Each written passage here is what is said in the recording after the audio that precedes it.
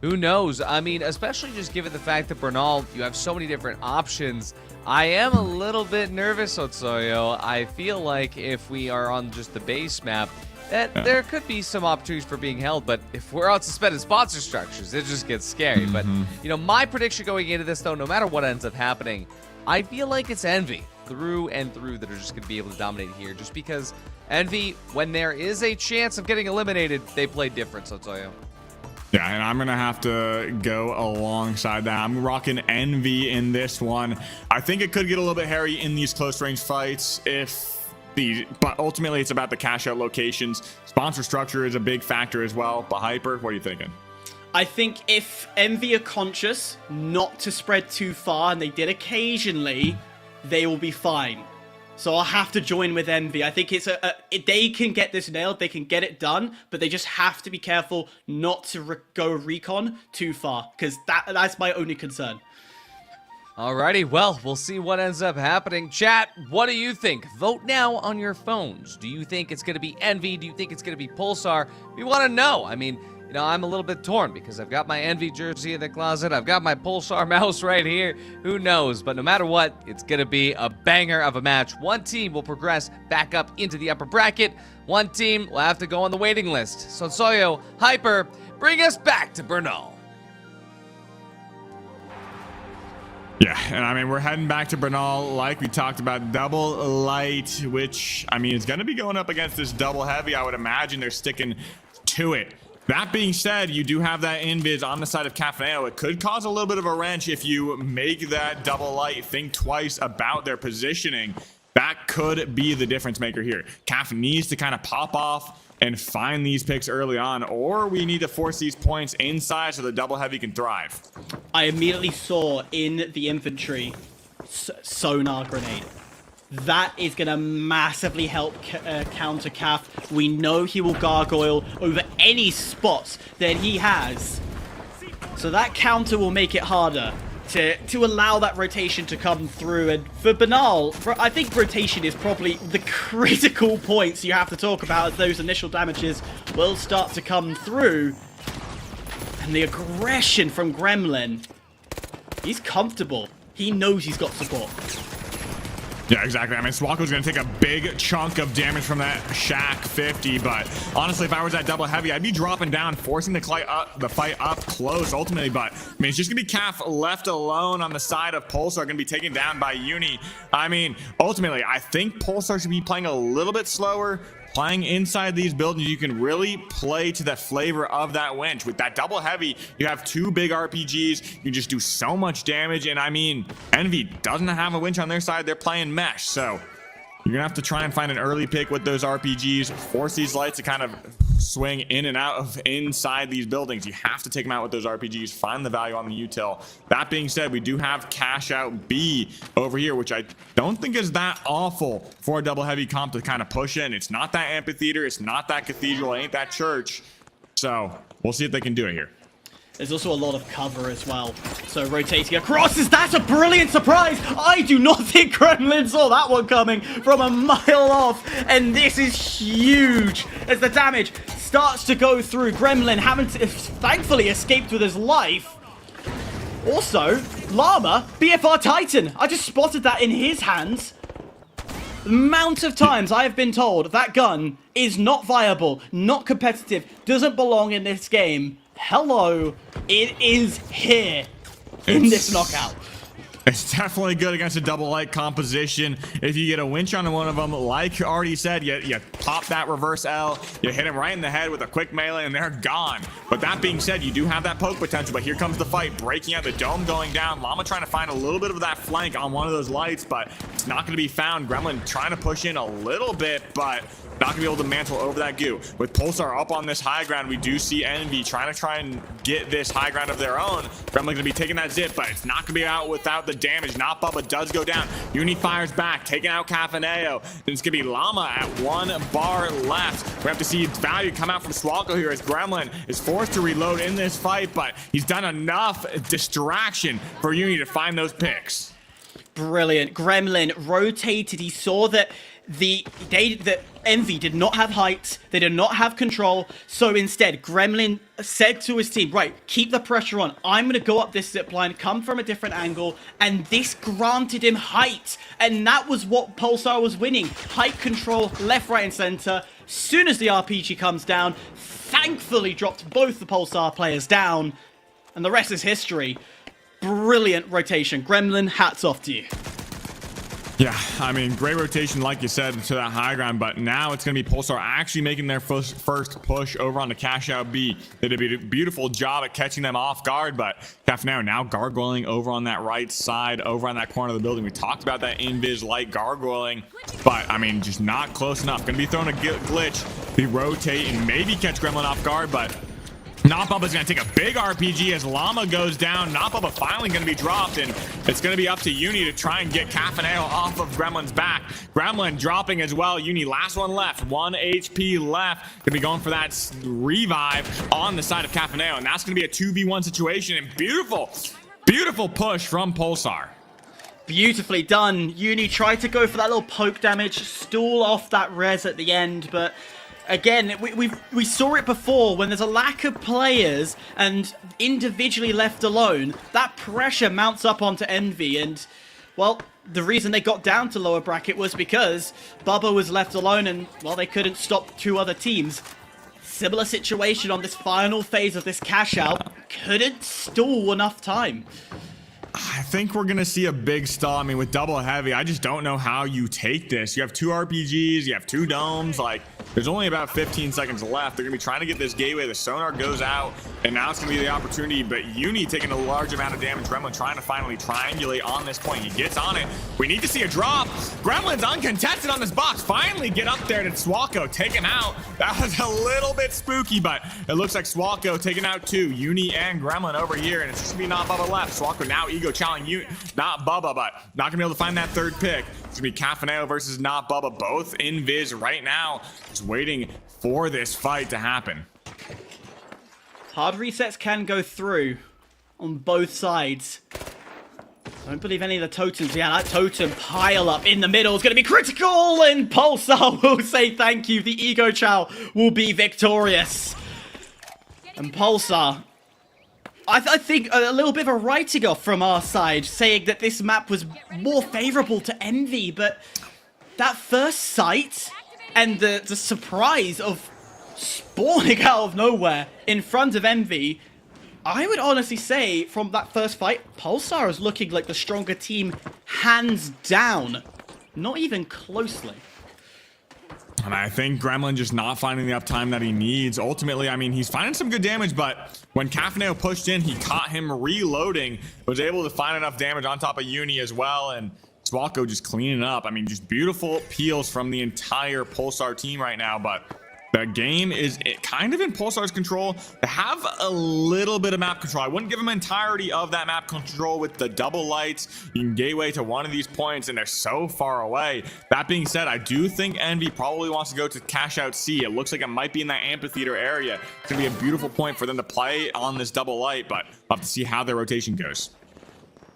Decoys? Yes, indeed. It looks like a decoy play, sending both the lights to C. And then Gremlin's moving towards A. Of course, naturally, they're going to see eventually the vault is moving in a different direction, but it gives them breathing room, gives them that space to have a free pathway, uncontested, few seconds of setup. I don't think it'll be much, but it will be enough to be composed.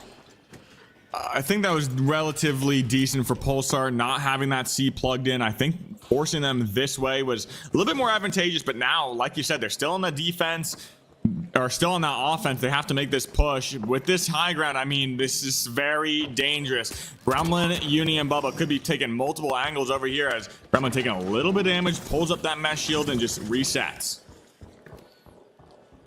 Footsteps all heard above. And finally, some bullets raining down. Cashbox has been dropped to the ground floor, so in terms of stealing, Pulsar could bunker themselves in, but in this situation, it's too early to play such an aggressive steal strat. Instead, They're trying to force Envy to rotate off height, which they are slowly doing with the steel starting to go through again, mainly to force a lack of height. All in doing so, Envy starting to panic here as more damage lands onto them. Bubba will get the first. Yeah, and that's not going to be enough. Bubba finds 2, taking down Swalko. Both those heavies going down. It's just going to be Cafaneo last up. Honestly, play for those coins, but he's going to be going in aggro. He's going to be finding that pick, and he may find the pick on Bubba. He takes out 2. What? Oh my! How did he do that? Calf stood alone. And now the pressure is on Envy. They have to spawn. Wow. They have to rotate over. The coins will come through from Pulsar and they will spawn closer. I'm not writing it off just yet, but it's looking all so strong for Pulsar to 2-0 Envy and qualify back into the upper bracket here. I am absolutely speechless. I don't see how they get this. They're using that invis bomb to rotate. It's like I said, that double heavy composition. How do they even get on this box? With not Bubba dropping immediately. Cafaneo gonna be taken out by Gremlin, but there is no time. Pulsar 2-0ing Envy. Oh my! Cafanero! He's a household name with this seed. He pops up here and there. He doesn't... We've not classed him as a world-class player, but he has shown today that that name will spread across the scene. Wow! Absolutely beautiful work by Pulsar. And I mean, this is what Pulsar does best. You know, formerly known as Team Retwist, they have been around the arena quite a bit, and Envy has typically been a team that they have struggled against. But you know, if you actually just last month, we saw them up against Envy in the Crest League, and well, Pulsar beat them then. Then there was the Code Big Leagues #2.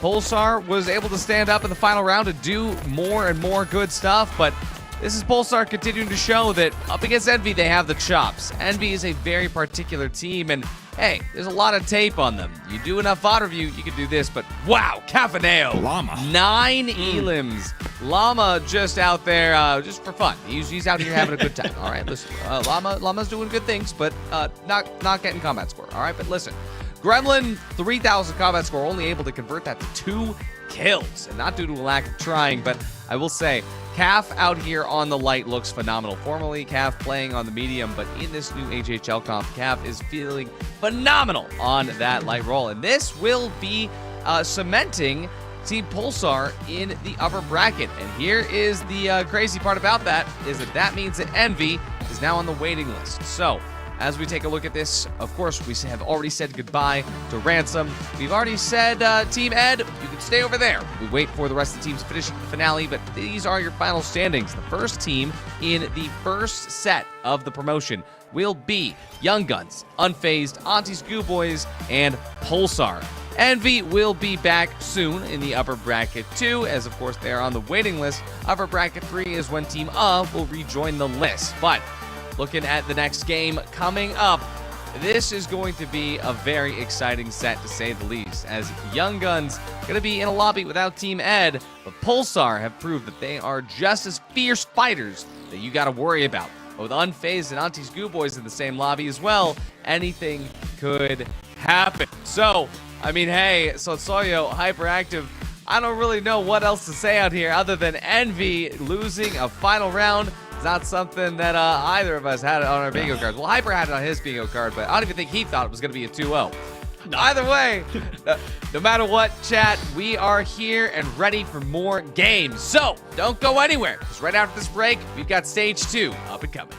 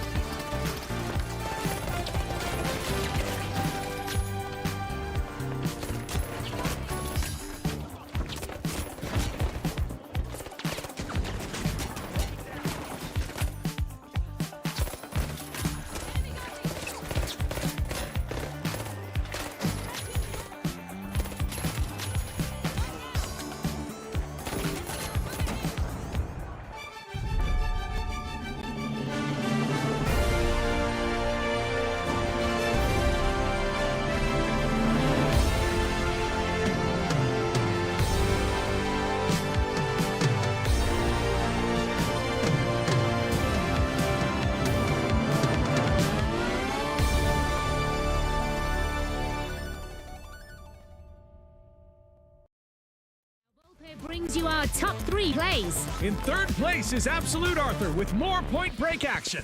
There's an attack from behind. Ha! What a cheeky way to block that minigun. Absolute Arthur's about to run out of ammo. Boom! Well, you know what they say. What goes around comes around. Taking the number 2 spot and dodging our orbital lasers event is Purge, who's lurking like a shark looking for lunch. There's a poor chump. Chump, this shark is hungry. But that fish looks like they might just be the one that got away. Wait, I think this might be one clever shark. Zap! No one expected sharks with laser beams, Scotty. Indeed. And it's Gold Jester 44908. That's our number 1 play in this episode. They're about to defend a cash out on their own, folks. Incoming. Wow, that's 2 opponents sent packing. Here comes the steal. Yikes. But that's a team wipe, and the cash out made safe. What a decisively dominant display to take this episode's top spot. Congratulations. Keep those powerful plays coming in, folks, and we'll see you back here for another episode very soon.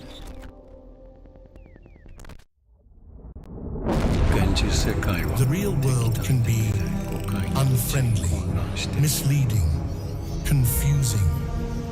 But your world doesn't have to be. Reality Shield will protect you, cutting out the noise, making the world perfect.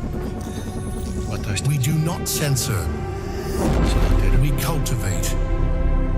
Engimo.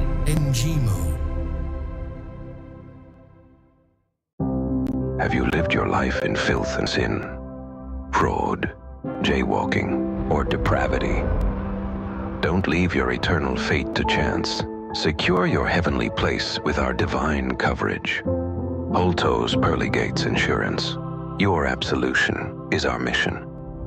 Holto, your key to eternity. And now for our top 3 plays, brought to you by Holto. The teams are all tied with 1 chance remaining for D-Lol Face and their teammates to make a steal for the win. Look at them preparing to enter as a team. Let's pop the cork on this bottle. They're in with a flash and a bang. And a turret goes down. That member of the Vogues is dancing on air and eluding elimination. Not for long, though, June. Their moment in the limelight is over. D-Lol Face moves on to the last member of the powerhouses and shorts that circuit. Time's running low. D-Lol Face needs to steal. This is going to come down to the wire. What a moment. Rama Lama Ding Dong. What a team effort for the win. Cool Name is our second placed highlight, and I'm sure they're no lightweight. They're going to be doing this on their own, Scotty. Boom! That's a double elimination right out of the blocks. And their M60 takes out a third. And a fourth makes a team wipe. They completed their cash out, so this is now all for show. I think this show is far from over. I think you're bang on. Whammy! There's only one opponent left. Oh my god. Wow, a double team wipe from Cool Name. Massive! And finally, congratulations to Nika, who's our number 1 play in this episode. Let's all admire their skill. Ka-ching! That's the money. And they're straight up and ready for more. Whoa, what reactions? This contestant is a lethal weapon. Well, now they're lethal and invisible. Nika's sizing up the cash out station. Their team...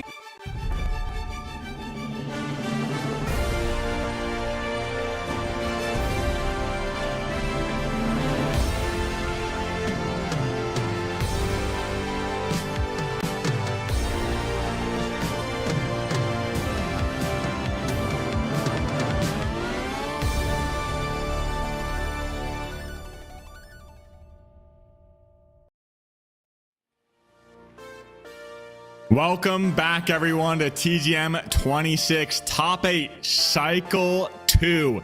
Joining me, I have Artie and Hyperactive, and I mean, we've seen some insane action thus far. We're now in full swing of stage 2 of the bracket, and to me, it's all about how many chances you've earned through stage 1. I mean, Artie, we've seen some crazy action thus far. See some insane action. I mean, again, when these teams have actual stakes on the line, like almost getting eliminated or not being able to be in the upper bracket from the very beginning, we have seen incredible plays, the likes of which have honestly never happened before. I mean, Cav putting that entire last 3v3 on his back. But, you know, honestly, throughout all of this, there are just so many performance teams that are showing up today when it matters most. Yeah, exactly. And we already have one team in that finale slot. We have Team Ed, who made it through there in stage 1, but now we take a look at the current upper bracket. We do have Young Guns, Unfazed, AGB, and Pulsar.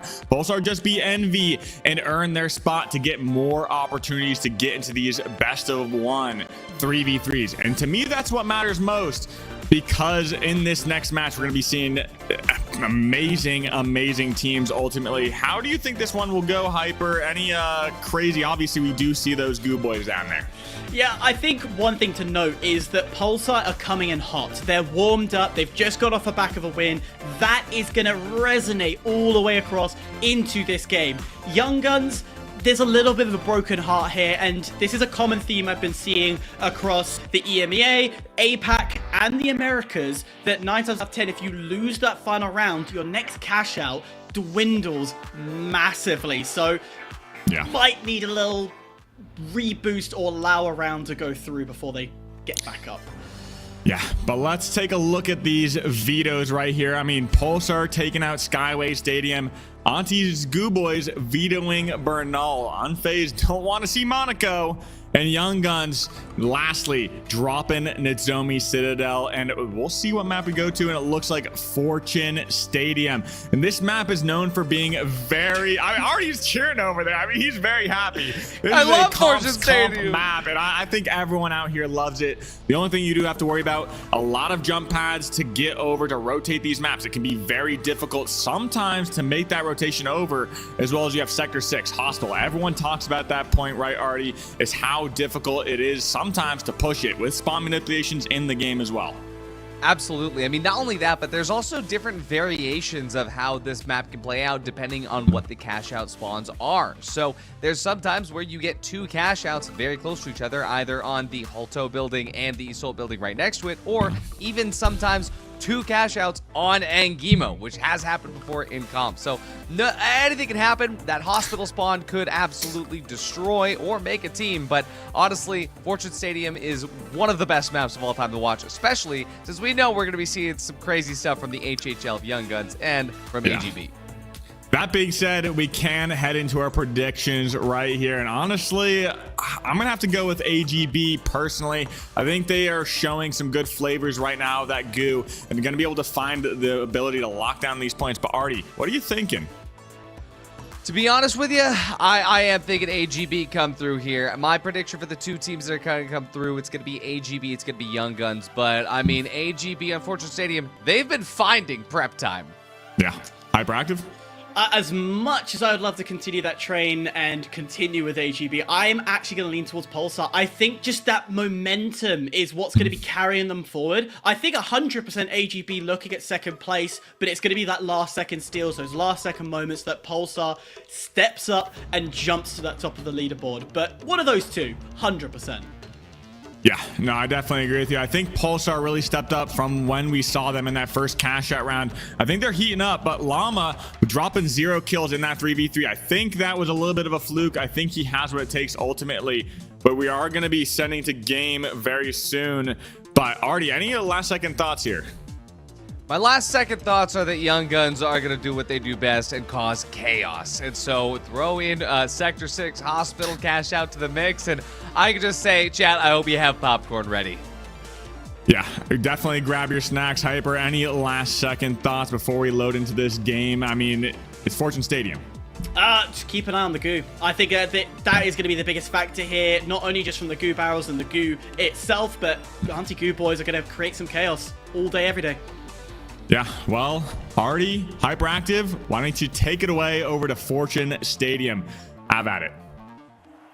I am so ready for this, and well, we can already see all the drip. Auntie's Goo Boys looking good. We've got, of course, Young Guns looking beautiful and ready to go with that HHL. So, double HHL in the lobby. Actually, triple, as Pulsar is bringing theirs in as well. Unfazed being the only team to have a medium. We'll see how Visions fares in this lobby. Most likely run the R357 against all those heavies, but we'll find out. Yeah, of course, you've got to be careful with Visions and the medium. Him and the revolver is like PB&J. It works perfectly together, so that's something I'd be mindful of immediately. Good poke damage starting to come through. AGB, though, on the other side, look how low they're getting. Oh, yeah, I mean, immediately, these fights are just absolutely chaotic. Unfazed is, well, looking good. Juker found a mine, thankfully, with his feet. Not the way you want to do it, but somehow KD Killer escaping with 1 HP. And, well, he will do his best to try to bring the team back. At the same time, Unfazed, they're resetting 2. On the other side of the map, it's going to be Pulsar that starts off the first box. And Unfazed, well, they want to get this one started as soon as possible. They know AGB is either going to coin in or get rezzed up, so why waste the time? And, well, immediately, KD Killer, he thought he could take out one unsuspecting Juker, but unfortunately, didn't work out too well. AGB on a somewhat extended vacation coming back, but their wipe is simultaneous with Young Guns. Yeah, that's going to open the doors for Unfazed because they've had plenty of time now, or probably about 10 seconds prior to that wipe that came through, to set things up, get themselves in a happy position, and essentially be perfect here. I say perfect loosely because we all know things will break. Pulsar, they're going to be happy with their setup as well. They're going to be prepped, ready for whatever comes at them. Young Guns against Unfazed could be this first fight. And a little bit of early damage kind of sets Visions off that angle, but we'll come back to that later because right now AGB are doing their best to try and, well, upset the standards here. As Pulsar, they've got the top rope all said and done over on the hospital. AGB have already done the hard part, which is crossing over to that hospital. But for now, the question is, what is AGB going to do with their newfound info? Seeing as they've just discovered that Pulsar was hiding up on that top section. It seems to me, AGB, they start their engagement by, well, taking a little bit of damage. 2 invis lights poking at each other. KD Killer is going to be forced to back away for a brief moment. His health bar is back now, but Alpos is quickly disappearing as Pulsar drops in on them. Not only that, but KD Killer is trying to at least get back into the action while he knows that the team is turned around, but he's forced away immediately. Pulsar standing on the tips of their toes here. Not a single thing is getting through them, including KD Killer. We jump back over to the other side of the map to look at Unfazed versus Young Guns. Well, that is a slower materializing fight. I will say, though, Pulsar handedly making this just hospital look good.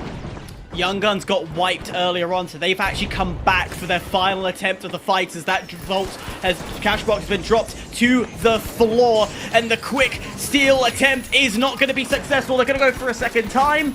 Not going to happen. Young Guns, they've got the control, but they just can't get the cash out to come through.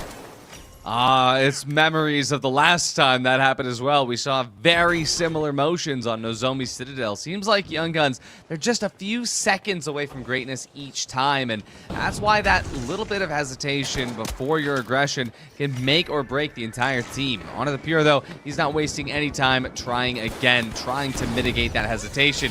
You can see Unfazed here, Visions with that R357, he is doing a lot of work to chunk through all this. That gas, though, kind of does a little bit more harm to Unfazed than good. They don't have any way to jump up there just yet, not even that they want to, but for now, it seems that Tiger tries to find an advantageous angle, but is taking advantage of himself, as Aztrack has every bit of anticipation of where this is going to come from. Juker versus Onto the Pure is going to be the final fight to materialize here, but Onto the Pure slides into some fire, and unfortunately, right into the flames, as Juker just has one bullet remaining to take out Honor. How did Honor survive that? But another fight, another day.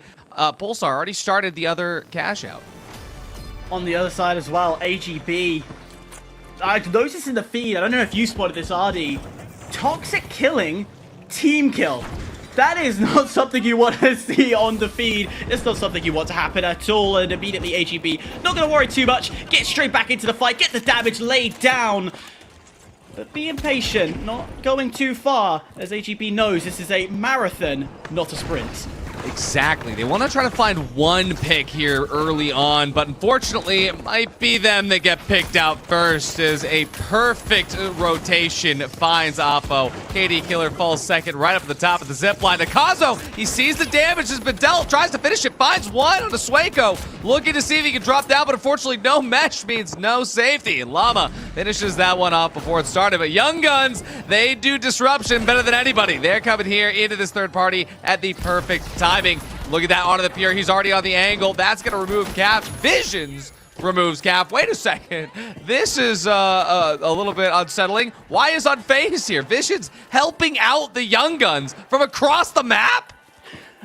Sniped from far away. But you have to also look that Unfazed knows that bringing Young Guns into this cash out, bringing them to have this cash out for their own, look at the gap advantage it creates. Of course, still theoretical because the tide can change, which AGB is going to start to put a bit of damage and bring Juka low. So that's that mind game of looking ahead at the general field and knowing that if it stays as like this, Unfazed are perfect going into that final cash out. 100%, but Young Guns, they're going to be able to take advantage of this stall because, Unfazed is trying to hold on to this with, anticipating a third party, anticipating something crazy to happen. They know they got to take care of AGB quickly, but at the same time, they cannot overcommit because they are absolutely certain Young Guns is on their way. And there they are. Young Guns will actually open this up, though, by Tiger taking a bunch of damage. Marshy does his best to try to refrag, but it will cost him his life. Unfazed will be able to bring back the one player that they lost, but remember, they still got to deal with AGB, who in all this time still have not found the chance to steal, although it is coming to fruition now. Is it going to be stopped by the revolver? It is not. AGB get the flip by hanging off the side of the map, and they use the anti-grab cube to try to stall it out even more as his own barrel takes out Juker and Visions. It's just Aztrack left on Unfazed, and Akazo, he's alive by hanging off the side of the map. I've never seen anything like it. Absolutely nuts, but again, we talk about how the goo play can be the most unpredictable. I was telling you behind the scenes, I said every time I watch Anti-Goo Boys, there's something new. We know what to expect, but there's always something new that comes in, and today they've just proven that once again. Pulsar will get things rolling. Caught off guard of KD Killer again, roaming a bit too far out of their provisions. Oh yeah, it seems to me that Pulsar has kind of aura farmed in their last game up against Envy. Everybody's a little bit scared of Pulsar, so it's just third-party central everywhere else. We can see the fight for Vault 6 is materializing in somewhat of an odd manner. Onto the Pure has this back angle, but it's immediately challenged outright. Marshy last one standing for Young Guns, and that's Unfazed gonna win the fight, but AGB are not too far behind. Vault 6 will need to be plugged. Nobody's gonna push Hospital with Pulsar. All right, listen, they tried that once. It was a little bit scary, but AGB, they are, a little bit unconsidered of the fact that Unfazed is right above them. That's going to cost them Oppo, which removes the mesh heavy from the mix. Now, Akazo might be able to squeak out a little bit of time to get that trophy and res Oppo up, but it is Unfazed box here. We all know timing is important because Young Guns are on their way, and with the other cash out in Hospital finishing soon, I think Pulsar might be here soon too. Yeah, Pulsar is going to be the biggest player in this. Sounds crazy, but they can choose who goes through. They can decide who is dangerous. So Juker is demonstrating he is hungry. Finds one. There's the second. And, well, Unfazed are really unfazed right now. Anti-Goo Boys dropped. Third party's coming in from Young Guns, and guess who's arriving to the scene? The fourth party. It's here. Marshy has the wish, but it doesn't work out. It just pushes the cash out even more in the open. Pulsar, well, they are not necessarily taken too kindly to the Young Guns. Although, wait a second, Pulsar looks like they're actually not trying to fight the Young Guns, but Young Guns aren't taking any chances. They are trying to make sure they're cutting through all of the noise. Marshy goes down, but Tiger put this KS-23 to use, and at the same time, trying to see if he can't find some chance to res Marshy, while Aztract is looking to just considerably deal damage. It is not going to happen, though. AGB, they are back in full form, but Akazo goes down. That's going to remove the cheese. It's going to remove the goo. The Young Guns, they're still out here trying, and Honor the Pure is out here fragging out of his mind. He is chunking through all the opponents, and now Pulsar, they were trying to give Young Guns a chance to seal, but Young Guns couldn't read it, and the cash out does not go their way. It is going to be Unfazed and Pulsar who make it through and have the chance to fight for their spot in the finale. I'd like to hold my hand up. Who got that prediction right? Pulsar really kicking this game off exactly how they left that final round. And tell you what, I think it would be a picture-perfect story. Dropped from that upper bracket to the lower, run through and win it instantly, and go and win the final round? Question mark? Yeah, I mean, absolute just cinema. I mean, AGB's steal on this second cash out was phenomenal, but not going to be enough to settle the score over here on that last box. I mean, Pulsar and Unfazed doing such a beautiful job at finding that momentum and finding the value that they need. I mean, Hyper, you may be onto something. Pulsar finding that momentum overall from that win, running hot off that victory against Envy as well. I gotta say, if anybody was doubting Pulsar before, nobody's doubting them now. Not only through cash out, not only through final round, but through a chaotic cash out like this. It's something to behold, to be honest with you. And oh my goodness, Juker with 12 elims. I was watching the Unfazed fights. When did he get 12 elims? I mean, in that last cash out, I mean, he was absolutely popping off, finding every which way. I mean, taking out Akazo, taking out KD Killer, taking out Apo as well. I mean, just doing such a phenomenal job at holding off the fights until that fourth party came. And everyone just jumped on the box and chaos ensued ultimately. But over on the side of Pulsar, just slow and steady wins the game. Yeah, I just want to point out that 12-4 is a 3 KD. That's a number you rarely see. I think you can fact check me on this, but a lot of our distinguished pros, their career stat line is about 1.5 KD around that area. So to get 3 in a single game is absolutely phenomenal. Juka, hats off to you. I mean, I guess you could say he was a real KD killer. Although, unfortunately for KD Killer and Auntie's Goo Boys, we will have to see them in Upper Bracket 2. Because in Upper Bracket 1, it's Unfazed versus Pulsar to get that last one.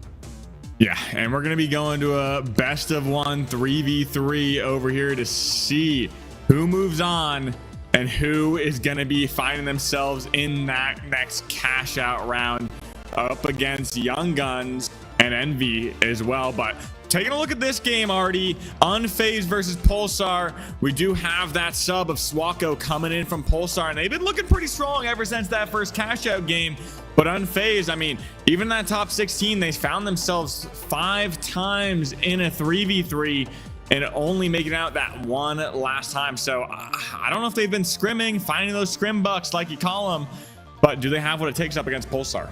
Hey, now I'm not saying that the coach is always going to be the best, but I might be biased here and say, hey, coach gap is a real thing, and when the coach has to step in to do a little bit of playing, it can work out. And Swayco, I mean, if you don't know, Swayco's been around since the very beginning. I remember season 1 doing those Q snipes, and all of that time in the game is really paying off here, even without being in the comp scene himself in the matches. It's like he never left, but. Yeah, so Tsoyo, this game is going to be electric. Yeah, this is going to be absolutely insane, but let's take a look at our predictions over here. Honestly, I'm feeling hot off of Pulsar. I'm going with Pulsar right here. I think they got what it takes. I mean, Unfazed, not doing too hot in the top 16, but eventually found their way down to this top 8. So, Artie, what are you thinking here? I think that if the previous 3v3 against Envy didn't happen, I would be voting for Unfazed. But because we all saw that, I'm thinking Pulsar. I'm thinking Pulsar all the way. Let's go ahead and see it. Show me what this mouse is worth. Hyper, are you going to throw us for a loop, or what are you thinking here? Oh, no, I'm going to agree with you. I'm going to stay with Pulsar all the way. Just from what they showed on that cash out, it was dominant. It was controlling. It was a different team than we saw on that first upper bracket. I love that. So let's keep that momentum going. Let's not play anything too out of the box. Keep it as it is. I mean, that being said, Juker really showing out in this last cash out round. So I got my eyes on Juker ultimately to see if he can frag out. I mean, there was a lot of double heavies in the cash out. You kind of know what to expect going into this 3v3 as well. But I mean, Artie, any final thoughts? Is Juker, does he have what it takes? Or are we looking at the light duels? Juker could do anything. I mean, if he can carry me through extraction shooters, he can carry anybody through anything. Yeah. Well, that being said, we're going to have to find out right here, right now. Artie and Hyperactive. Why don't you lead us through this one? Let's go ahead and see. Hyper is Unfazed versus Pulsar, and I could not be more excited for a final round, especially on Fortune Stadium. I am genuinely pumped. We know that Vision's XTGM for TSM, that's a mouthful to say in one go, he's stayed with the scene. A lot of his fellow comrades jumped in and out here and there, but he has stayed. And he has been phenomenal. Again, multiple roster changes. This is the more recent formation for Unfazed. And this is probably the most dominant form that I've seen. Of course, No Hours came back together briefly, and they didn't do too bad, didn't they, Artie? But realistically, this Unfazed is better than the No Hour roster. Oh yeah, I mean, you're taking one of the best shooters of the entire scene, Aztract. You're putting him in with one of the most stable heavies, which is Juker, and then you're pairing him with one of the best, if we possibly lost Artie, I think he might be muted, but nonetheless, a little bit of tags going back and forth on. And I will say, as we get through a lot of the next phase here, there really does seem to be just a lot of challenge coming out of Pulsar, just the way they're moving.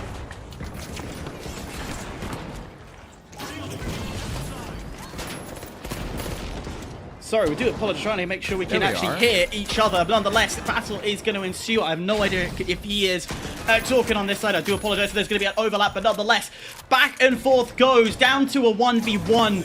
Sueco puts down that dome, gives him a little bit of cover to jump back in if need be, but a second dome, a late dome might be helpful enough as Juker tries to stay alive, will not find their way through. Pulsar open things up and says thank you very much.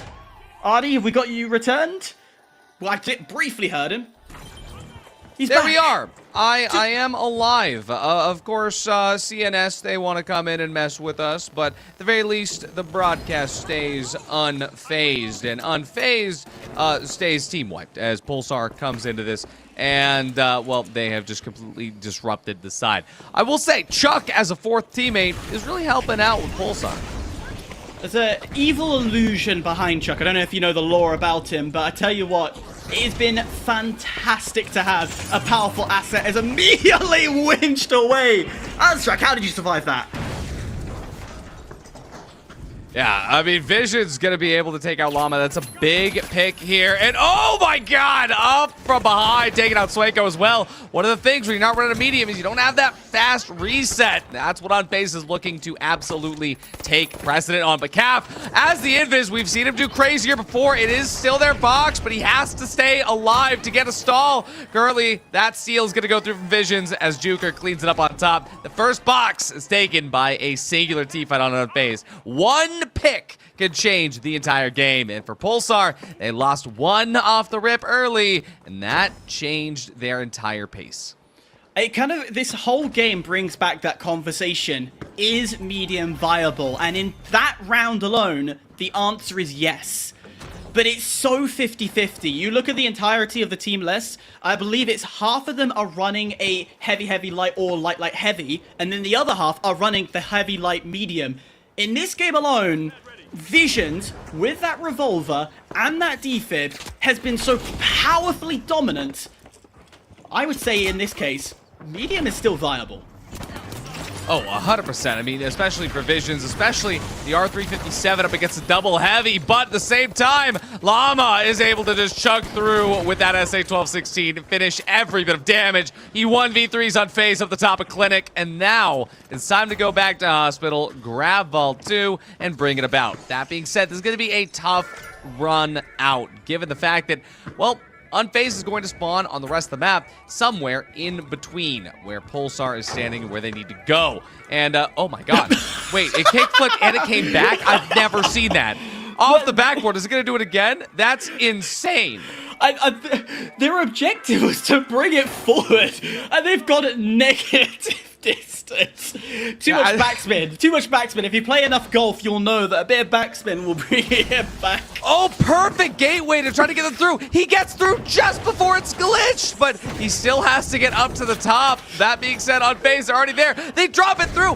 Perfect set by Pulsar to get the plug. I've never been this hyped by a vault plug before. That was quick. That was fast, Artie. But that's also the rotation that comes with having a brilliant gateway in place. We saw CAF set that up a lot earlier, even with the Vault doing its bizarre things. While that all happens, finally, Unfazed drop onto the same level, but caution is the tail. Oh, and this is classic Pulsar waiting to the right exact final moment to jump onto it. Visions goes down early. Now Pulsar just have to watch that body. A little bit easier given the fact that's a medium. No defib's going to be bringing him up insta, but at the same time, Juker and Astract will look for their opportunity to strike. And so this time around, Llama, not wanting to get picked up first, he is staying very close to Calf. The emotional support Cafaneo is always good to have at your back. Seems to Unfazed, they're not taking any risks. They are waiting for Visions going back in before making their next approach. They know that if they lose this box, it's not over yet. It's quite surprising that they backed off that early, as soon as Visions dropped to the floor. But, respectfully, you don't have that key support player. So, I understand, but I also kind of... I don't know, I think it's the chaos in me, Artie. I want things to explode a bit more. Oh, and so does Juker. I mean, he's got that RPG ready, but the dome is going to block all of it. Juker's dome comes out, and Pulsar, they already find that first pick. Vision's removed from the fight yet again. Llama takes some early damage. Calf heals it all back up, and Aztrack goes down next. Juker trying to find any shots, but all of Pulsar is on top of him. That's Pulsar taking box 2. Done, dusted. Put that in the books, and they continue to look forward. It is down to this, the last cash out that will determine, do you continue on the horrible gauntlet, or do you get to sit back, relax, enjoy a pina colada? I don't know if that's your choice of drink, Artie, but it's definitely my choice. Definitely a big fan. Definitely a big fan of the tropical beverage. Although these days I find myself sipping dome juice out of the coconut like Llama is. We have Vault 3 available, but notice the tap not transpiring. That's because Pulsar respect the Vault fight, especially they're going to go to hospital. They don't want anybody blocking him. And Juker, he's already at the hospital, thankfully, because that's where he's going to need to be after Llama jumps on him like that. Quick cleanup there on Divisions means that now Pulsar have the chance to tap Vault 3 and get started, no doubt, over at Cash Out D on Sector 6, the hospital. At least, hopefully, this time he's able to kick it forward. Yeah, a little safe one there. Little pass through into the box and maybe a goal at the end. It's like the World Cup right now, you know. USA's got Belgium next. Little sidetrack. But anyway, this whole game, I would honestly say, minus the tiny hiccup of the spawn on hospital. What an insane spawn. Calf wasn't expecting all of them, and Aztract able to do that. That's going to mean the Pulsar changes course, and they are moving over to Cash Out C. But Unfazed, they do not want to let that pick go to waste, so they are doing their best to try to catch up as fast as they can. Aztract finds the opportunity to deliver shots right into the back of Sueco, but Sueco is unfazed moving forward, and Unfazed, they are chasing across the street now. Only 3 seconds until Calf gets his coin back. Sueco avoids confrontation, makes sure to heal up.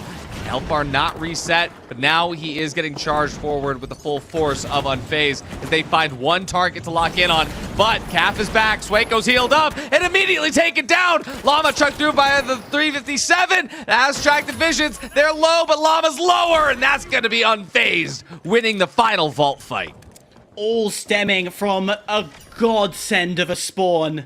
I don't think none of us was expecting that spawn, and then it was just pressure upon pressure. Get that opening pick, you start running away. You don't have time to set up. You don't have the essentially don't have the capacity to return any bullets. So even when we saw a full roster after the plug had gone in, it was too late. The pressure was on by Pulsar from Unfazed, sorry, and you could do nothing from it.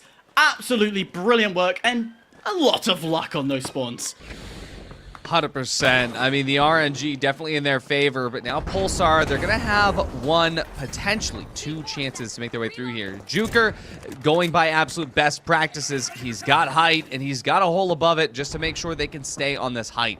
We'll see Pulsar, how they choose to approach this. They could drop the cash out, winch it somewhere else and play from there, or they could choose to challenge the height. It seems that Coach Swako, stepping in for spawns, decides to make the call to go from underneath and at least try to pull a play out of Envy's book and bait them down early. Or maybe you can anticipate if that's where the cash out is, maybe Pulsar is going to be directly above it. They can send Calf right there next to him to, well, get that early damage before they drop down. They're going to be baiting to the point there. The steal quickly getting let go of because it is just a bait. But now as Juker drops to the bottom, it's Llama that drops. It's Swako that's next. It's Calf to fall after. And Unfazed take the second box and allow themselves to be the second team in the finale. Brilliant use of baiting. Pulsar trying that bait so desperately. First one, got a tiny bit of movement, but it was the second one. They didn't realize that they realized the first one was a fake, but when the second one came through, it felt real. And immediately Pulsar had one option, and that was to push off position, drop their height, and lose every advantage they had walking into that cash out fight. Hats off Unfazed. Yeah, I mean, this was just an incredible set. From the very beginning, these fights were tight. They were all based off of how each team moves after the first pick. No matter what happened, we didn't really know what to expect next, but the aggression from Unfazed, once they learned how to cut through the armor, ended up being the key, Sunsoyo. Yeah, I mean, the meme goes is Unfazed was unfazed by the Pulsar squad. I mean, ultimately, we were all wrong on the predictions, and Unfazed, we'll see how things line up. I'm curious to take a look at this scoreboard to see who popped off. I mean, the entire stack just looks so strong, from Juker to Aztrack to Visions as well. I do love that pick from the 93R. I mean, just being that heavy destroyer, but Juker just putting in a lot of work, and when they have control of that cash out, it really just shows how strong your defense is. Numbers. Let's take a look at the scoreboard. Numbers do not lie. That shows even game across the board, and I will say, Sunsoyo, that even though the scoreline does favor Unfazed, it definitely felt like Pulsar was throwing the punches at the same level as Unfazed. There were a lot of times where Pulsar was moving Unfazed, getting them uncomfortable, focusing on the medium of Visions, and then once Visions was gone, immediately Aztrack and Juker knew that their fight was, well, I wouldn't say over, but it was 10 times more difficult. I mean, it was just incredibly close. No matter where these fights came from, I never knew who was going to get the first pick, which isn't common. It's usually, hey, you know, the light is going to go out, find an early pick, or it's going to be, hey, maybe the heavy just gets a good winch. But honestly, every single one of these fights, I never knew who was going to be first. And that's going to be Unfazed joining Team Ed in the finale teams. There's only 2 more slots. We'll have to see how this upper bracket continues with Pulsar, Young Guns, AGB, and Envy. But I mean, brilliant match from Unfazed beating Pulsar. I mean, Polestar ultimately were the ones who were knocking Envy back in that bracket too, and now they're gonna be fighting them yet again in another cash out round. But before we hop to that game, we're gonna be sent into a quick break, so don't go anywhere. Take a short break and we'll see you soon.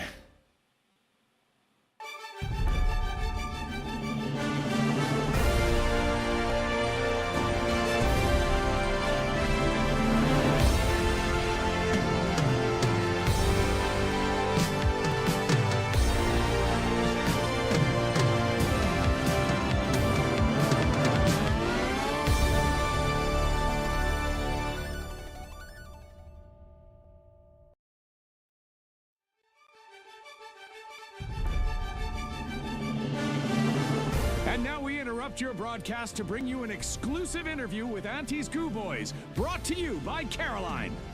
Thanks for doing this. It's really nice of you to hop on. Maybe you could just both tell us a little bit of who you are and your team and all of that.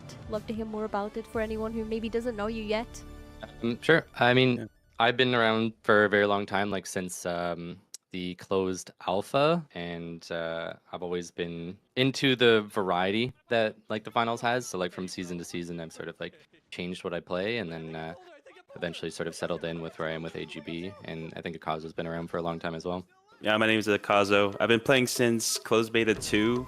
I really like the game because it is so dynamic. I used to play Valorant and the maps are so static, like they never change. I find that really annoying. So that's why I really like the finals. You need to prioritize adaptability more than like memorizing things. Last year, my team made it to close qualifiers for TGM.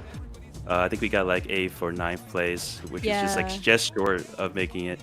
It was so close. I watched it live in the studio and it was nerve-wracking. It was really exciting to follow. Now I was able to set up AGB, and I really like the team we have now. I think we have a really good chance for TGM this year. Yeah, I'm super excited to follow your journey as well. So, the talent, they likes to pin your team as cash out kings. I feel like they add like a little bit of an asterisk to it. You're cash out kings, but you struggle when it becomes a 3 versus 3, especially against a team like Envy. Is that one of the walls between the AGB and then the Grand Major? So I think that's initially where we started. Like, I think in our current state, we're definitely not just good at cash out. I think our 3v3 is also extremely strong. I think the reason why we got to that title, I guess, is because when we started out, a lot of people didn't take us seriously. Like, we're not using the conventional meta. A lot of people didn't really respect us at first. A lot of people just thought, oh, they're like kind of a joke. They're not really like that serious. They're just kind of trolling. Especially when you watch us play, like we're just laughing and having fun versus a lot of other teams that are like, you know, really stressing. Right. And like that I think is like part of our secret, where it's like we're just kind of having fun. But I think because our initial journey was just playing ranked a lot, not necessarily like VOD reviewing at that point, but just like reflecting on how the games went, what's going right, what's going wrong, because all the scrims that we could get were typically, you know, teams that were maybe in like Plat or Diamond, not like some of the higher skill teams. So we didn't really get challenged in 3v3s enough. After we started showing up in tournaments and doing really well and like kind of consistently placing in like top 5, then teams started to give us a little bit of respect, especially when some of these top teams might lose to us in 2-0 in like a 3v3 because they have no answer to it, right? They've never seen it. They don't know what we're doing. It was just like kind of a shock to a lot of them. They had to learn, so eventually they decided to start getting some scrims with us, and then we focused so much time on these scrims versus some of the top pro teams that like, I can't remember which tournament it was, but all of a sudden we got into a tournament where like we were winning almost all of our 3v3s. They're doing really well. And then our cash out games, we were just getting rolled. It was one of those eye openers to me. It was like, well, like the last couple of weeks, all we've done is like scrim. So now we're trying to balance it. Like recently we've been getting like 1 or 2 scrims a day along with some ranked matches, trying like make sure we're not hyper fixating on one thing, because we've kind of fluctuated back and forth. And I feel like we've found a good middle ground where whether it's cash out or 3v3s, we're very confident. We've been doing consistently well in all those. I have another for Akazo as well. So this might be a bit of a spicy question, I guess. A lot of your competition don't really enjoy the strategy of the AGV. Some people have said that you're like cheesing the cash out. So when someone calls your strategy cheese, or an exploit, is that like a badge of honor to your team's innovation, or does it get under your skin a little bit when someone says that you're cheesing it? To be honest, it doesn't really impact me that much. Yeah, when a player says it to me, it's like, I don't care. If the developers say something like, oh, yeah, don't do that. Like, okay, yeah, I'll care. But like, if I'm able to do this and no one's telling me to stop, like, it's good content too. I mean, a lot of people come for the goo, and it's just funny to see like people just rage. Even like recently, we played a scrim against a team, and they quit mid scrim. I think mostly because I was just doing goo stuff, and they were calling me an exploiter. It's like, Oh god, I didn't know about that one. That's interesting. yeah. I can see it being frustrating. I mean, we do know some things that we probably shouldn't use. There's some there's some tech that we're like, this probably isn't allowed, so we don't do it. But I think everything that we do, it's like intended stuff. And even like recently, it's like there's people that be shooting my bodies mid-tournament. I don't know why, but probably related to the goo gun. Could be, potentially. In recent times, we've been seeing a lot of the stuff that we use specifically, people asking for nerfs for. So it was interesting how nobody ever talked about goo gun. It was like non-existent in the game. And then all of a sudden, we're bringing it into pro play. We're, I think, the only team in NA that uses it. I think we've seen young guns potentially try it once or twice. I think so. But for the most part, yeah, like no team is really using it. And then all of a sudden, there's been a handful of pro players asking for goo gun nerfs or goo nerfs or, you know, nerfs to the mines. Like, do you feel like that's a little bit of a compliment when they do? I mean, yeah, not only is that a compliment, but we're definitely like affecting the meta. Like, we never saw pyromines or KS really in the meta in a while, and then all of a sudden there's pyromines and KS picked up by pro players. We're even seeing cloak the odd time, sonar grenade. Like, a lot of the things that we're bringing in, we're now seeing other pro players use. So I think that's pretty much one of the biggest compliments, because the meta's been extremely stale for a long time, and I think we've like single-handedly like reshaped it to a degree. It's really cool. And I as like a not pro player, I guess, really enjoy seeing the like different things that you can do that I probably would never really have thought about as well. So it makes me sometimes want to change up my loadout as well, even though I'm very stuck in mine.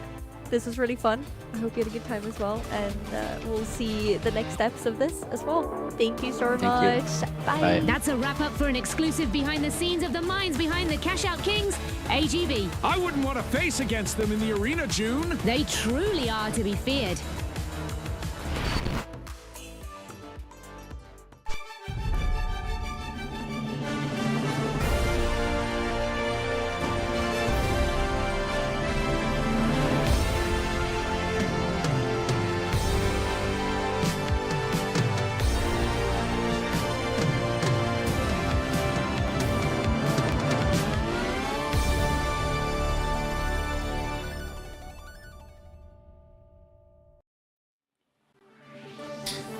Welcome back, everybody, to TGM26 Top 8 Cycle 2. There's only 2 more slots left in that finale bracket, but I have Artie and Hyperactive joining me here, and I mean, the games have just been electric.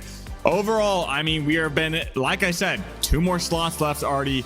This is just going to be phenomenal, and we have another set of cash out games here. 100%. It's going to be dynamic. It is going to be ever changing. And as we get up ready for the next set of games, well, there's going to be a couple returning names here. Of course, Pulsar, who beat Envy to have that one extra chance down there in the upper bracket. Well, they used that chance to get in the final round. They couldn't quite connect it. That means that Envy is now joining them back in the fray. It's going to be Pulsar, Young Guns, Auntie's Goo Boys, and Envy. And oh my god, what a stacked lobby this is. Yeah, this is an absolutely stacked lobby. Pulsar has a sub today. Swako has just been absolutely on fire with that double heavy composition. Cafaneo rocking that invis as well. But Young Guns, another double heavy team. They've proven themselves time and time again that they can disrupt these cash out games. Auntie's Goo Boys, another double heavy team. They are the flavor of goo right now, and they are doing it phenomenally, kind of showing out that off meta strategies can work. And I mean, Envy, everybody knows Envy, the double light, just doing an amazing job. One of the best heavies in the game as well, with Gremlin Hyper. So I mean, how do you think this plays out? It could go one of two ways. That speed that comes from MV could be absolutely phenomenal, run rings around everybody, but the double heavy and the security that we've been seeing on a lot of those 3v3 situations has been incredible. Exactly. But we're not in 3v3 yet. We're still in that cash out, and in my opinion, speed is so important in cash out. Rotation, map control, everything. Yeah. So let's take a look at these map bans real quick, because we have Envy. They banned Las Vegas Stadium almost every time now. Auntie's Goo Boys, they don't want to see Bernal. Young Guns staying away from that Skyway Stadium. Don't want to play those long-range engagements. Pulsar. Similar flavors over there, banning Monaco. And nobody wants to be playing these head glitches fight. And ultimately, we're going to be ending up on Nozomi Citadel. And I mean, Artie, this is a very tried and true map. I think everyone loves it. We've seen it earlier today. With double heavies, a lot of double heavies in this lobby. I mean, the close quarters combat could be pretty good. Absolutely. This is an absolute playground for the non-HML teams. Whether or not you're running HLL, whether or not you're running HHL, this place has a lot of verticality to play with. And I feel like for Nozomi Citadel, now that we got Auntie's Goo Boys in the mix, I don't know, I'm feeling pretty good about this one. Yeah, now that we know what the map is, let's head over to some predictions. And with this close quarter combat fight, honestly, I'm gonna have to feel out Team Envy over here. I think they're feeling ready. I think they've locked in thus far. But I mean, Artie, are you feeling a bit of the similar? You talked about Auntie's Goo Boys, though. I think, so my pick here is this is the one where Auntie's Goo Boys makes it through, but I do think that Envy is going to be that second team alongside them. I don't know who's going to be first and second. It's going to be one of those two. And for me, seeing Auntie's Goo Boys on Nozomi Citadel, seeing them figure out what they could do, I want it to be Auntie's Goo Boys. But you know what? Throughout the end of it, though, whatever it is, it's going to be cinema. Hyper? I think I do agree with what both of you are saying, and I do agree with the Auntie Goo Boy scenario, but I will lean towards Envy. I think the speed is what's going to be important on this map. Yes, okay, once things are in play, the heavies can come out and be very, very powerful, but if Envy gets control of those vault fights very early on, get the plug in on those cash outs, it'll be impossible. They have the reconnaissance, they have the range, everything, just it lines up for them. The only thing, and I said this in Banal, they need to be careful on their reconnaissance. They did it multiple times, but they've overstepped, and that's been their downfall. I do think a lot of people do fear Auntie's Goo Boys. You don't necessarily know what entirely to expect. They're the team that I feel like a lot of people target if they have the opportunity. They don't want to necessarily bring them in because of that goo. It can be so unpredictable. But we're heading over to Nozomi Citadel and Artie and Hyperactive. Why don't you take it away and lead us through this one? Who knows what's going to happen? Who knows what's going to happen, but no matter what, it is going to be filled with goo. And, well, that's just the way I like it. Llama, Sueco are going to be very careful on this approach because they know what it means to be in a lobby with Envy when Envy wants you out. And given what happened in the last 3v3, we know Envy's not going to play nice. Envy has, a matter of fact, been in two of essentially cash out, well, the Crown tournaments, one in PHL. They've also done it with Crest League. So when it comes to cash out, this should be their bread and butter. But off the rip, Gremlin will find one, but he will lose his life in progression. Wow, I mean, it started out so quickly and ended even faster. But Young Guns, they're looking a little stable, but Uni, he's getting involved. I have never seen Uni push like that. Bubba trying to find his way to escape. The Vanish Bomb is going to help him quite a bit with that, but Marshy, he's got a Vanish of his own. Lasts a little longer. The Witch doesn't connect, but Bubba, he's going to be able to escape with that Vault. He throws it over the edge, but Auto the Pure is right there to find him. Now, that Vault is going to be, well, slightly staggered here, given the fact that AGB already got their plug. But, I mean, Hyper, let's talk about that. AGB got their plug. Does that mean they got prep time too? From switching over to them, I don't think it's what they want. They got some, but we know the artistic work that they can present, and that's not it. That's not fully it. So give them a bit more time with all of these poke plays as well, assuming they leave Akazo over by site to do that masterpiece. We might see something. KD Killer drops quickly, though.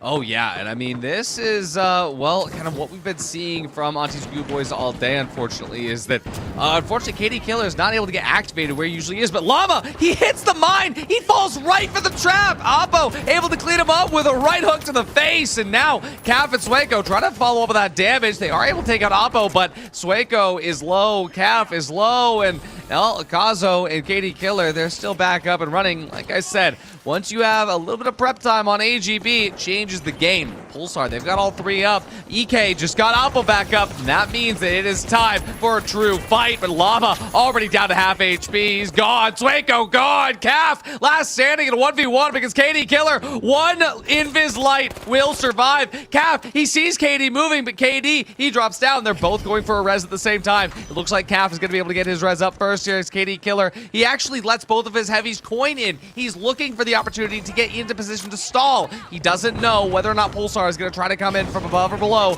but what he does know is that he can get to a good spot for his heavies, and immediately they capitalize on it. Caf drops down from the top there with an escape gateway to get himself out of harm's way, but they still need to find where they can go in to steal. This is going to be the KS-23 looking for the drop, but unfortunately the dome prevents the drop, but the RPG gets it, and that is a stall. AGB lose a Kazo, but it looks like they're going to be able to keep the first vault through all the mines, all the chaos, but wait a second, this cash out is not quite done just yet. He's blocking it with Chuck! He just used Chuck to stall the steal!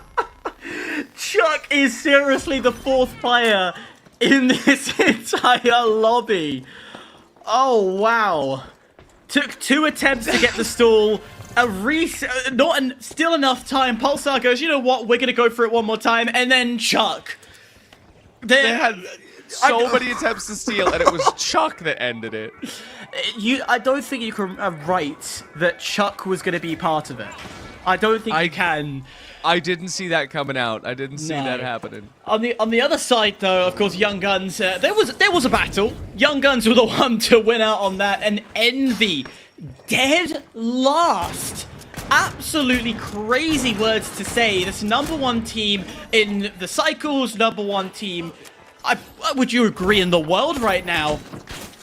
Really not finding their footing.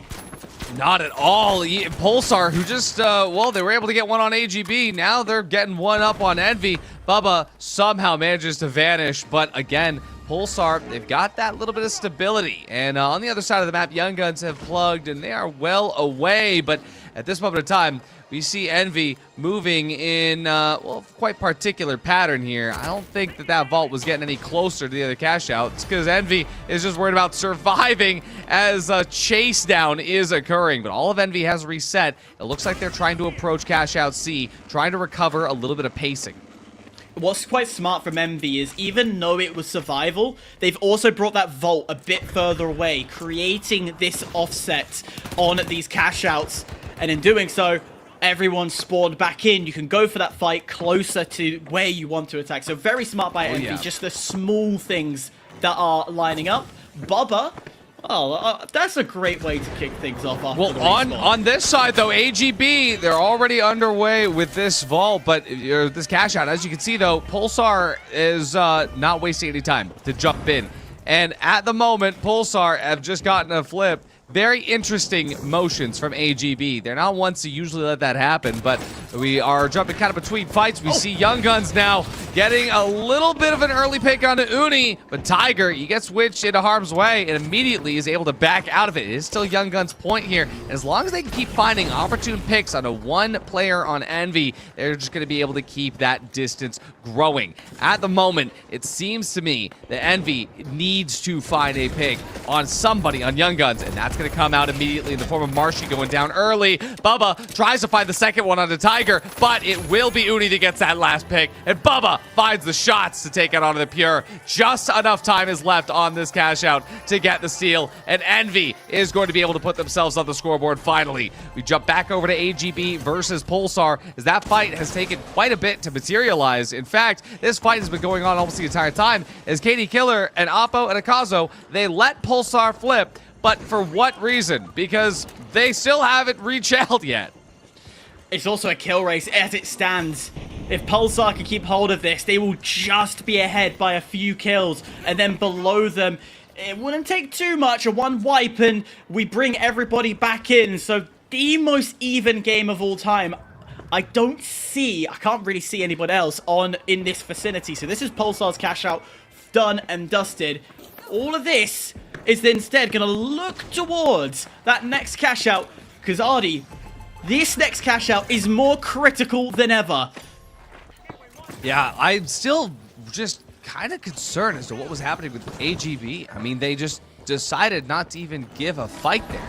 So we see Young Guns now get their start over to this side of the map, and it's going to be a lot easier for them to hold the operations center compared to everywhere else. As we see AGB looking to get early setup time on Cash Out B all the way over on the CNS side of the map in the arcade. It won't be AGB that's bringing the vault, because that's Envy's job, apparently. As Envy, they've already tapped the vault. They're looking to try and get it over there, but oh my goodness, AGB, you do need this plugged yourselves. Are you going to let that happen?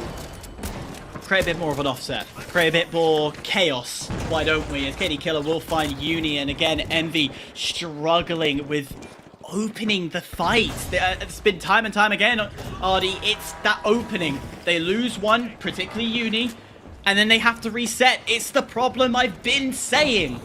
The roamers roam too far. Yeah, Uni was looking for an advantageous pick, but unfortunately all he found was the other end of the bullets. We jump over once again to see Young Guns versus Pulsar, and this is a fight that actually seems very winnable for Young Guns. Pulsar, they know there's one good team fight remaining if they can get an advantageous angle, but as they go all the way up to the top, they don't find any moment of entry. Instead, they find the KS-23 chunking their health out, and that Russian artillery cannon is doing quite a bit to just keep Pulsar at bay. Although the health has been recovered on both teams, and with both teams at full force, only one thing left to do is to steal and to hop on that box, but Pulsar won't find the chance to do so yet. They need to get a pick first. That pick is going to be Marshy yet again. He goes down as Calf gets a spray down onto the Pure. Is going to be the last remaining as he gets a pick on a Calf, but will he find a moment to res? Will he need to? First things first, he needs to make sure this cash out stays in his hands. The last one here, double dome, is going to make it a lot harder for him to dive in. He has to get close, and he doesn't. It's going to be Pulsar that get the steal on the other side of the map. Hyper Envy, they have their box from AGB. Yeah, Envy stole midway through, so that fight was all going on. Envy, finally, a breakthrough that they could be proud of. But Pulsar, they're 100% going through, no matter the situation. Even if they get wiped, they're fine. Now, can they cause chaos? Can they stop Envy from going through and essentially create this upset while Auntie Goo Boys are trying to find their way through that witch big, and somehow Akazo stays alive. Akazo! Oh my god, and Uni's down as well. Auto the Pure is here too. Young Guns are third partying, and the dome is going to come to fruition. Will it help Young Guns steal? Young Guns get the steal through the third party. Someone's trying to take it back, and I can't even tell who, as chaos erupts in the arcade. It is all coins on the ground as the only two surviving teams end up being the Young Guns and Pulsar. I've said it time and time again. Envy, watch your Ronin, and it's been their downfall again. They're not learning from their mistakes, and we know, and I said earlier, a target on Envy's back, it's landed on them again. They overextend throughout the map. I don't know how many times I can keep saying the same thing without sounding like a broken record. Sunsoyo, please stop the record from me. I mean, that was a big arcade brawl and so much chaos. I mean, just beautiful plays from Pulsar getting this final box, but I mean, to hold that and let that flip happen, AGB doing so much work ultimately on this arcade point, just not able to get it with Young Guns coming in last second. I mean, I feel like Envy needs to get a little bit of a quicker start in these cash out games. That's when they look so strong, when they get those early starts, find that first cash box, find that second box, and then they're just in control for the rest of that game. Don't have to worry typically, but Young Guns and Pulsar find themselves in this 3v3. Anything can happen, but Honor to the Pure dropping 8, shown out on that Invis light. Right, Artie?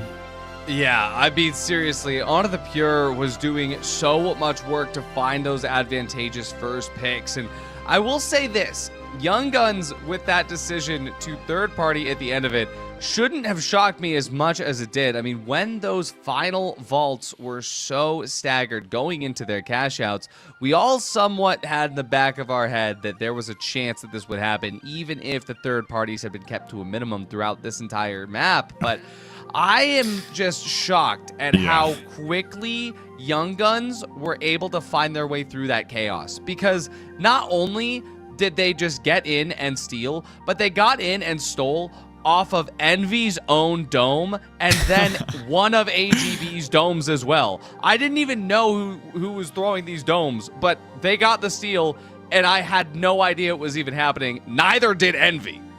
Yeah, and now we're going to be seeing Pulsar and Young Guns fight up for a finale team spot with 2 left. One of them will make it. That being said, we do see AGB and Envy move on to the upper bracket 3, so they're still not out of the game if you're rooting for them, chat, but ultimately still have to make a big fight left, because I mean, Pulsar, Young Guns, this matchup is just absolutely unprecedented. I mean, another double heavy, and double heavies are showing out today right now. I mean, they're just looking so strong, Hyper. Double heavy, I mean, tell me about it here.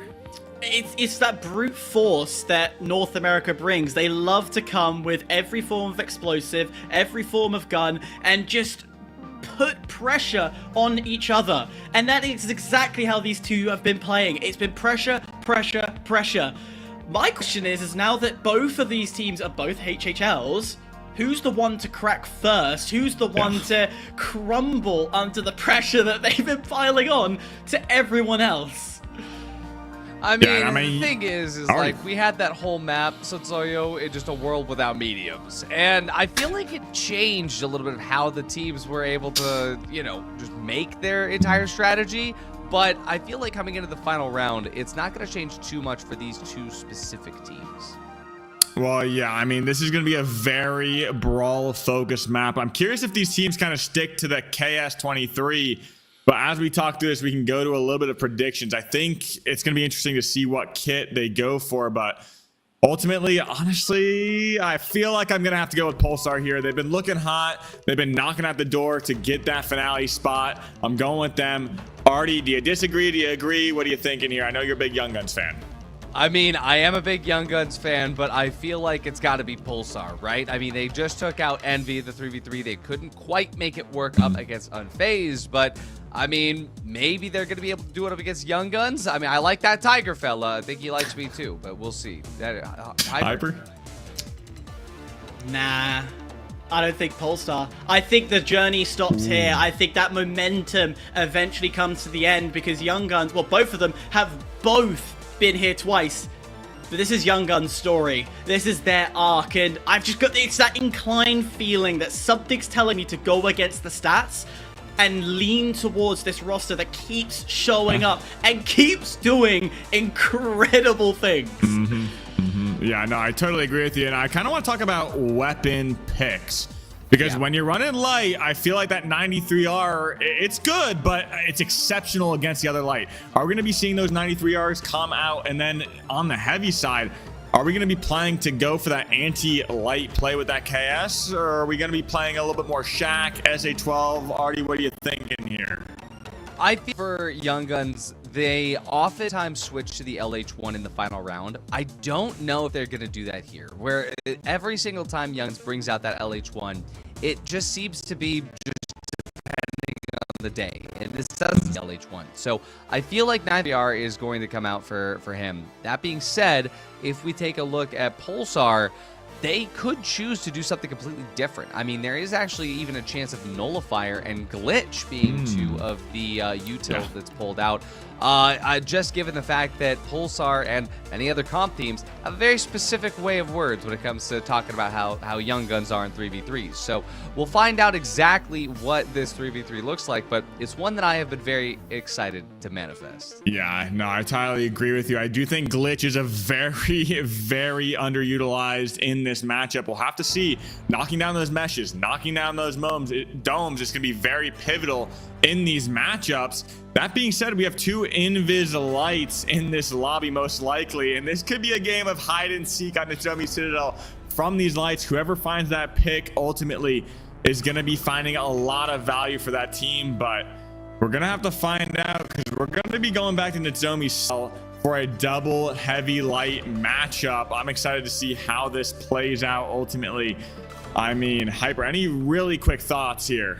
I think if one team decides to change one of their slots to any form of detection, may that be the sonar or tracking dart, that could shift the whole game entirely. Yeah, no, that's definitely a good point. We'll have to see when we load into this match, but already Hyperactive, take it away. This is going to be absolutely explosive. It's going to be explosive. It's going to be exciting. It's going to be young. It's going to be guns. It's going to be Pulse. It's going to be SAR. I'm excited now. And there it is. KS23 Mesh is going to be staying out for Tiger. CAF going to be holding out the 9-3R Invis. And, well, a lot of our early predictions on weapons seem to be coming to fruition. The KS23 in tow does mean that, well, these fights will have a little bit of extra verticality to them. I'm not seeing any sonars, so that mindset for going on the sensor route is not going to happen. But Honor, just to quickly note, Dash. On Dash. Doesn't help him with that first fight, though, just given the fact that, well, Marshy once again finds himself as the first to fall. But Cafaneo, he's on the angle already as the Invis Light. Getting those early bits of damage is going to be everything for Pulsar to follow up with. Pulsar taking a book out of the Young Guns with their own Chuck, although he is not wearing any clothes. Let's put some respect on Chuck, please. They will get this early plug onto A without finishing the vault fight. I'm very concerned that the Chuck is not dressed. Now you've pointed that, it's the only thing I could think about, Ardy. Why did you say that? He's not dressed. They brought out just bare Chuck. And speaking of which, well, Tiger, he was going to be taking that fight completely bare going forward, but without the mesh, he just drops down anyway. Didn't even need to pop his mesh. He just fell down. So CAF, he's looking for this angle. He knows they're going to be underneath. He knows they're going to be trying to go under. This is why that KS23 is so useful. We can see Young Guns underneath. Whoa, the Winch caught a barrel instead of Tiger. And at the same time, Marshy still goes down. Llama makes that shack work, but Tiger finds one on a CAF, and there's that light deleted from Pulsar. That's going to force him to fall back and take a little bit of an extra angle. Llama looking to try and survive, but Onto the Pure needs to get back up with this gateway. He's going to be glitchy. He knows that res has just happened without him there. And Llama goes down. Young Guns taking full advantage of their early damage. But CAF, he's last standing. He takes out Honor. Marshy gets some damage in. All that needs to happen is one bullet, but Marshy finds it, and that is going to be Young Guns holding forward with the team fight. And honestly, Hyper, there might not be enough time for another team fight. It's going to be close. Ooh. If Young Guns can position themselves to manipulate the map, push out to the edge corner of the building, maybe if they go a little bit further, then yes. I think there's a Hail Mary run here. Whether Pulsar goes for the Hail Mary, that's a question mark in itself, and I think the only team I've seen recently to succeed in Hail Mary runs is Not So Secret in EMEA. I haven't seen NA, you can correct me if I'm wrong, to make it work, and Hail Mary is going to come through.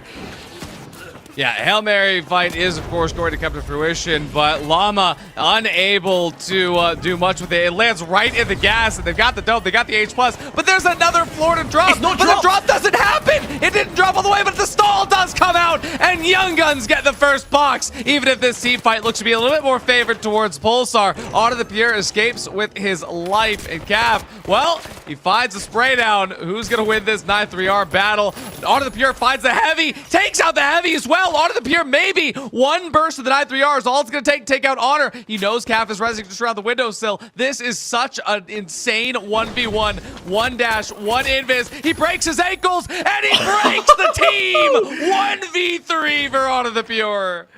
Wow! Absolutely wow. The dash, we started this game saying, maybe not. But what a beautiful dash to quickly move yourself away. New angle, even at the pro level where they're absolutely used to dash.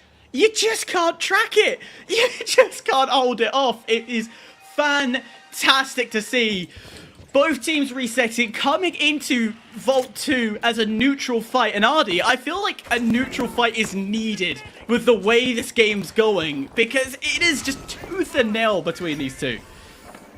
Yeah, this is incredibly close. And again, when it comes down to these HHL teams, it's the first pick that changes everything. And Young Guns, they keep losing Marshy first. Like right there, how they lost Marshy first. But onto the Pure, he looks to find a little bit of an opening. He finds it onto Calf. Llama and Sueco are low, but they finish the rest of that damage off. And that is Pulsar winning this handedly. But that was, again, another explosive battle where Young Guns, they just can't find any value in Marshy in the beginning of the fight. It's not working the way they want to, but it's very easy to change it up. Send maybe Honor in first, get the initial damage, maybe put Tiger down, or as his display name is, Ardy's toes smell yum. Ardy, questions on that one, please? I'm not taking any comments at this time. Okay. You might find him in a top 10 trophy at the end of next season. Who knows? But Who knows? We Who see knows? Cav, Llama, and Sueco on the top of the staircase. And Young Guns, well, they are hearing footsteps above them. Maybe not entirely sure exactly where, but they know that they need to somehow get above the ultimate height. The only way to do that is, well, have a sneaking suspicion that there is an invis light somewhere looking at you. And, well, throughout all of this hunting, gathering, looking for a way up, well, Young Guns are making a lot of noise. It's a lot of noise. This feels deliberate, doesn't it? It very much is. Honor's trying to draw this That attention gateway is from to bring them Pulsar away from the point, and then kind of do a reconnaissance instead. Something we don't see with North American playstyle is to reconnaissance, go for those kills. Wait, but look at this. Pulsar have winched that all the way over to the other side, but this is actually not a great spot for it to be winched down because the area that it's winched is just above a series of long corridors. Young Guns, if they're going to be dropping Pulsar down here, this is going to give Young Guns an advantage because Pulsar won't know which corridor to look down. That means that first damage will likely go to Young Guns. But here it is, the challenge from up top, and it's Young Guns with early damage, but that RPG is huge. It brings both heavies down to half, and Marshy once again the first to go out in the battle. Llama stands up tall looking for the possibility of Honor to come out to the side, but Honor, he's trying to get Marshy back, and Cav is chasing him down. He sees him, he gets a headshot, and now it's just Tiger up at the top. This is Pulsar, we're going to box 3. Going the distance, going all the way. Ardy, that initial noise, as I was saying earlier, was very much to try and force Pulsar to move off point, to be aggressive, to make that attack. But Pulsar, being as professional as they are, did not hinder a single movement. And now you've just given away valuable information if you're Young Guns. Eventually, when they did start to press site, just too much exposure. And that RPG, mwah, the icing on the cake, bellissimo in every shape and form. I love that. I love seeing those early damages about, oh my god, it's happening yet again. And once more, though, Marshy first of all Young Guns, but this time it was Young Guns that got the first pick on the Sueco. A Tiger, 7 HP, and a Dream. But look at Onto the Pure. You have no idea where he's going to come from next, but you know he's going to be in your dreams. And that is a swift finish for Young Guns. How was Pulsar not able to make that connect? And Onto the Pure, fortunately, will lose his glitchy bouncy ball. I somehow, Honor just could play like an invis, even when he doesn't have invis. It's impressive skills to do, hiding in the corner, just using your environment to cover you up. Perfect. It reminds me of, do you remember Guardians of the Galaxy, where Drax turned around and was like, if I stay extremely still, no one can see me? It gave me that vibe. I mean, with Calf on this invis, he is getting so much valuable recon, so much valuable intel, but more importantly, he's getting that valuable first damage that the rest of the team is able to go through. Now, Young Guns, they're just a scrappy team of go-getters, but Pulsar, this is an esports org that is doing their best to make sure that this team takes everything as serious as possible. When you got the coach playing in for a player, changing into a new comp, yeah, things change, but Pulsar looking like they are stable on this HHL. But at the same time, Young Guns, they finally have a fight where Marshy isn't the first to go down, and Pulsar's stability, well, still makes quick work of them. I don't want to be that guy, but Marshy's the one that's feels like this match is not performing. It's the one that he's not feeling comfortable, and I don't know if it's just the weapon that he's on, if it is he's being perfectly read by Calf on that invis. Yeah. Every time they go into that fight, Calf gets that early damage, or one of the heavies hits an RPG that just happens to go the way of Marshy. But as Young Guns cross this completely for free on the Via side of the map, on the Operations Center, they're going to have to take this pad across the divide into the Cyber Cafe. And this is where this engagement is going to start on the bottom floor. But Young Guns, they're trying to work their way up, and we saw them do this last time on the other side of the map with the research facility, but here they have a much faster way up top. They will actually get themselves onto point as well, but again, Tiger spotted out in the open. It just seems like every time you think you got a bit of cover, it's just, it disappears immediately. That dome going out, Winch gonna land. Llama putting all the damage down that he is capable of, and just like that, wiped off the face of the earth. Young Guns, well, they got a bit more than a Hail Mary, but they have time for a small prep before attacking one last time. One last push is all they have, and I just love that these fights are going so even. I mean, no matter what it is, it's either a quick fight or a long fight, but it really could be anyone's battle. Young Guns is winning these threes at the same amount that Pulsar is, but when Pulsar wins, it looks so collected. But when Young Guns wins, it looks like they got just a little bit luckier, a little bit advantageous. Young Guns get this cross here. Pulsar grants them the cross for free. They know that there's not a lot of time on this, and as Young Guns collapse in towards the cash out, they're going from underneath. They're going to drop it. They're going to witch it somewhere else, and that RPG is going to do a lot. But Onto the Pure up top does a lot more. Llama's witch connects on the back of Onto the Pure, and he's gone. The seal is going to be attempted, but as he sticks through, the damage is going to ring true for Pulsar, but Young Guns somehow got the steal, but there's not enough time to hold on to it. Pulsar, they got it back. He's got it. It is Pulsar who are going to be going into the finale. Map control is the only word to describe that. And I tell you what, Pulsar has got it under lock. Wow. Back and forth, honestly an even game when it comes to paper. When it came to the fighting, phenomenal, but every step of the way, Pulsar, and with Caffino, he has been on that invis, just so stable. Yeah, my jaw is absolutely dropped. Like Hyper was saying, back and forth fights, and honestly, I was feeling a little bit scared for Pulsar here. Losing that first box set them back quite a bit, but ultimately, the reset from Pulsar, making the adaptations that they needed to do, winning the next two cash outs, just absolutely brilliant.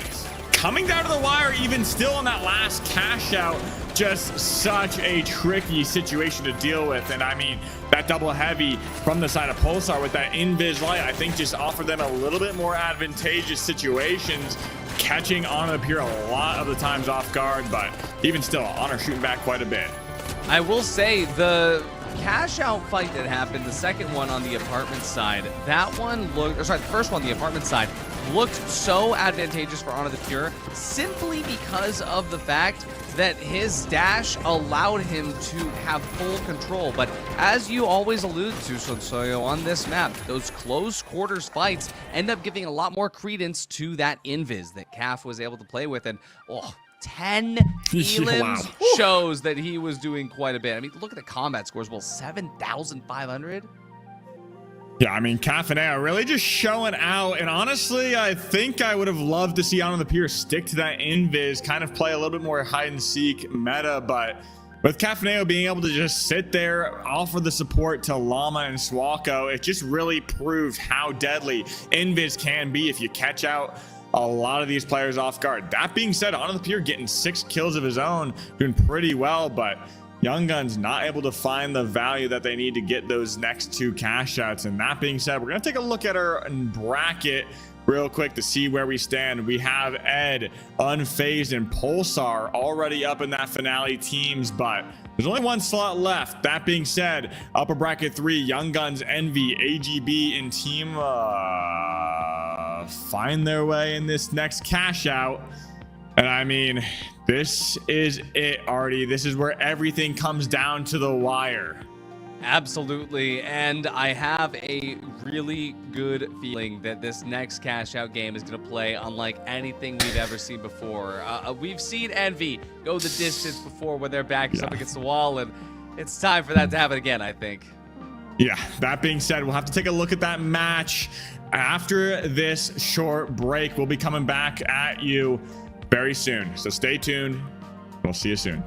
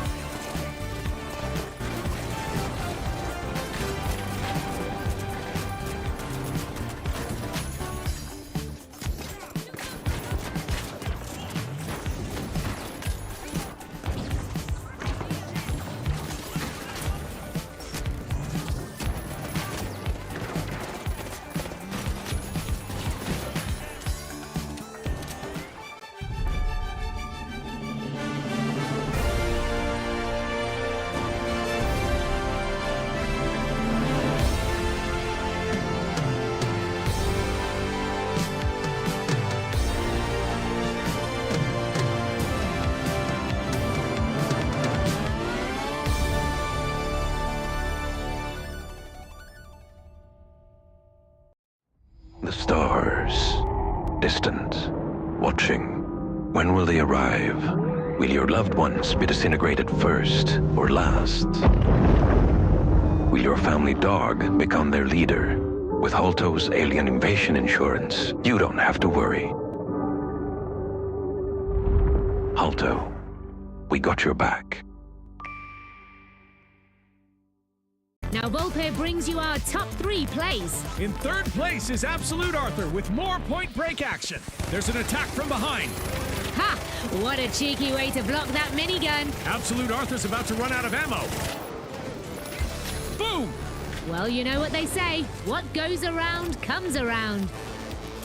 Taking the number 2 spot and dodging our orbital lasers event is Purge, who's lurking like a shark looking for lunch. There's a poor chum. Chomp, this shark is hungry. But that fish looks like they might just be the one that got away. Wait, I think this might be one clever shark. Zap! No one expected sharks with laser beams, Scotty. Indeed. And it's Gold Jester 44908. That's our number 1 play in this episode. They're about to defend a cash out on their own, folks. Incoming. Wow, that's 2 opponents sent packing. Here comes the steal. Yikes. But that's a team wipe, and the cash out made safe. What a decisively dominant display to take this episode's top spot. Congratulations. Keep those powerful plays coming in, folks, and we'll see you back here for another episode very soon.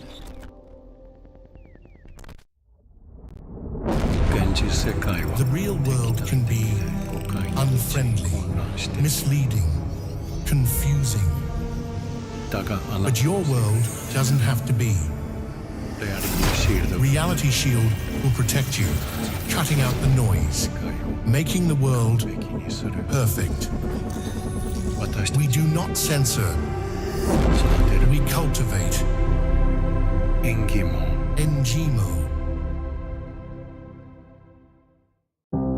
Have you lived your life in filth and sin, fraud, jaywalking, or depravity? Don't leave your eternal fate to chance. Secure your heavenly place with our divine coverage. Holto's Pearly Gates Insurance. Your absolution is our mission. Holto, your key to eternity. And now for our top 3 plays, brought to you by Holto. The teams are all tied with 1 chance remaining for D-Lol Face and their teammates to make a steal for the win. Look at them preparing to enter as a team. Let's pop the cork on this bottle. They're in with a flash and a bang. And a turret goes down. That member of the Vogues is dancing on air and eluding elimination. Not for long, though, June. Their moment in the limelight is over. D-Lo Face moves on to the last member of the powerhouses and shorts that circuit. Time's running low. D-Lo Face needs to steal. This is going to come down to the wire. What a moment. Rama Lama Ding Dong. What a team effort for the win. Cool Name is our second placed highlight, and I'm sure they're no lightweight. They're going to be doing this on their own, Scotty. Boom! That's a double elimination right out of the blocks. And their M60 takes out a third. And a fourth makes a team wipe. They completed their cash out, so this is now all for show. I think this show is far from over. I think you're bang on. Whammy! There's only one opponent left. Oh my god. Wow, a double.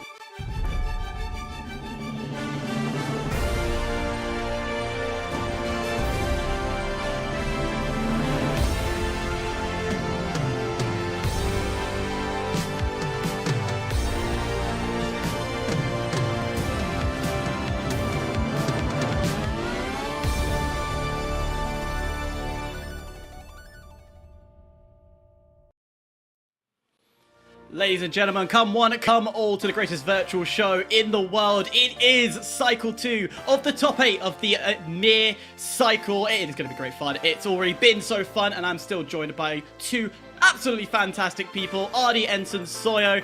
The action, well, it's really just got started. Sansoyo, we've got so much more to come. How do we even control this excitement? Yeah, I mean, there's still quite a bit to go, but that being said, this next matchup is going to be absolutely insane. I think we're going to be losing quite a bit of teams here, Hyper. Yeah, a lot of teams will be dropped out here as this is the final upper bracket.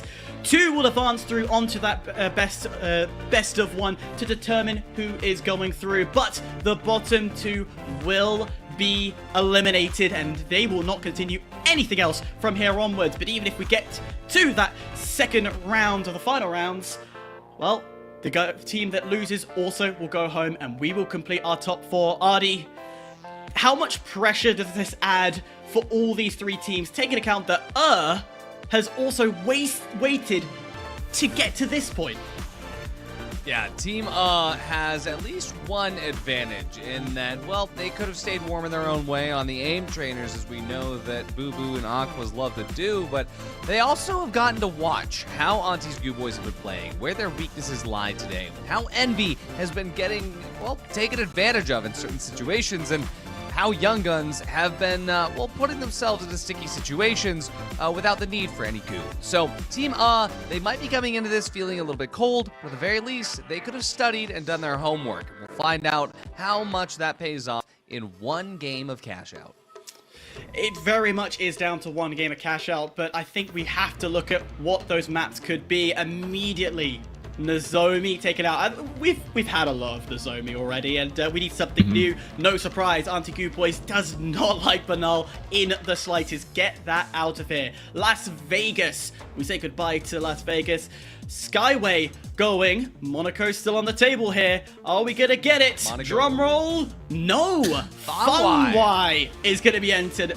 Sansoyo, how's that gonna shape up?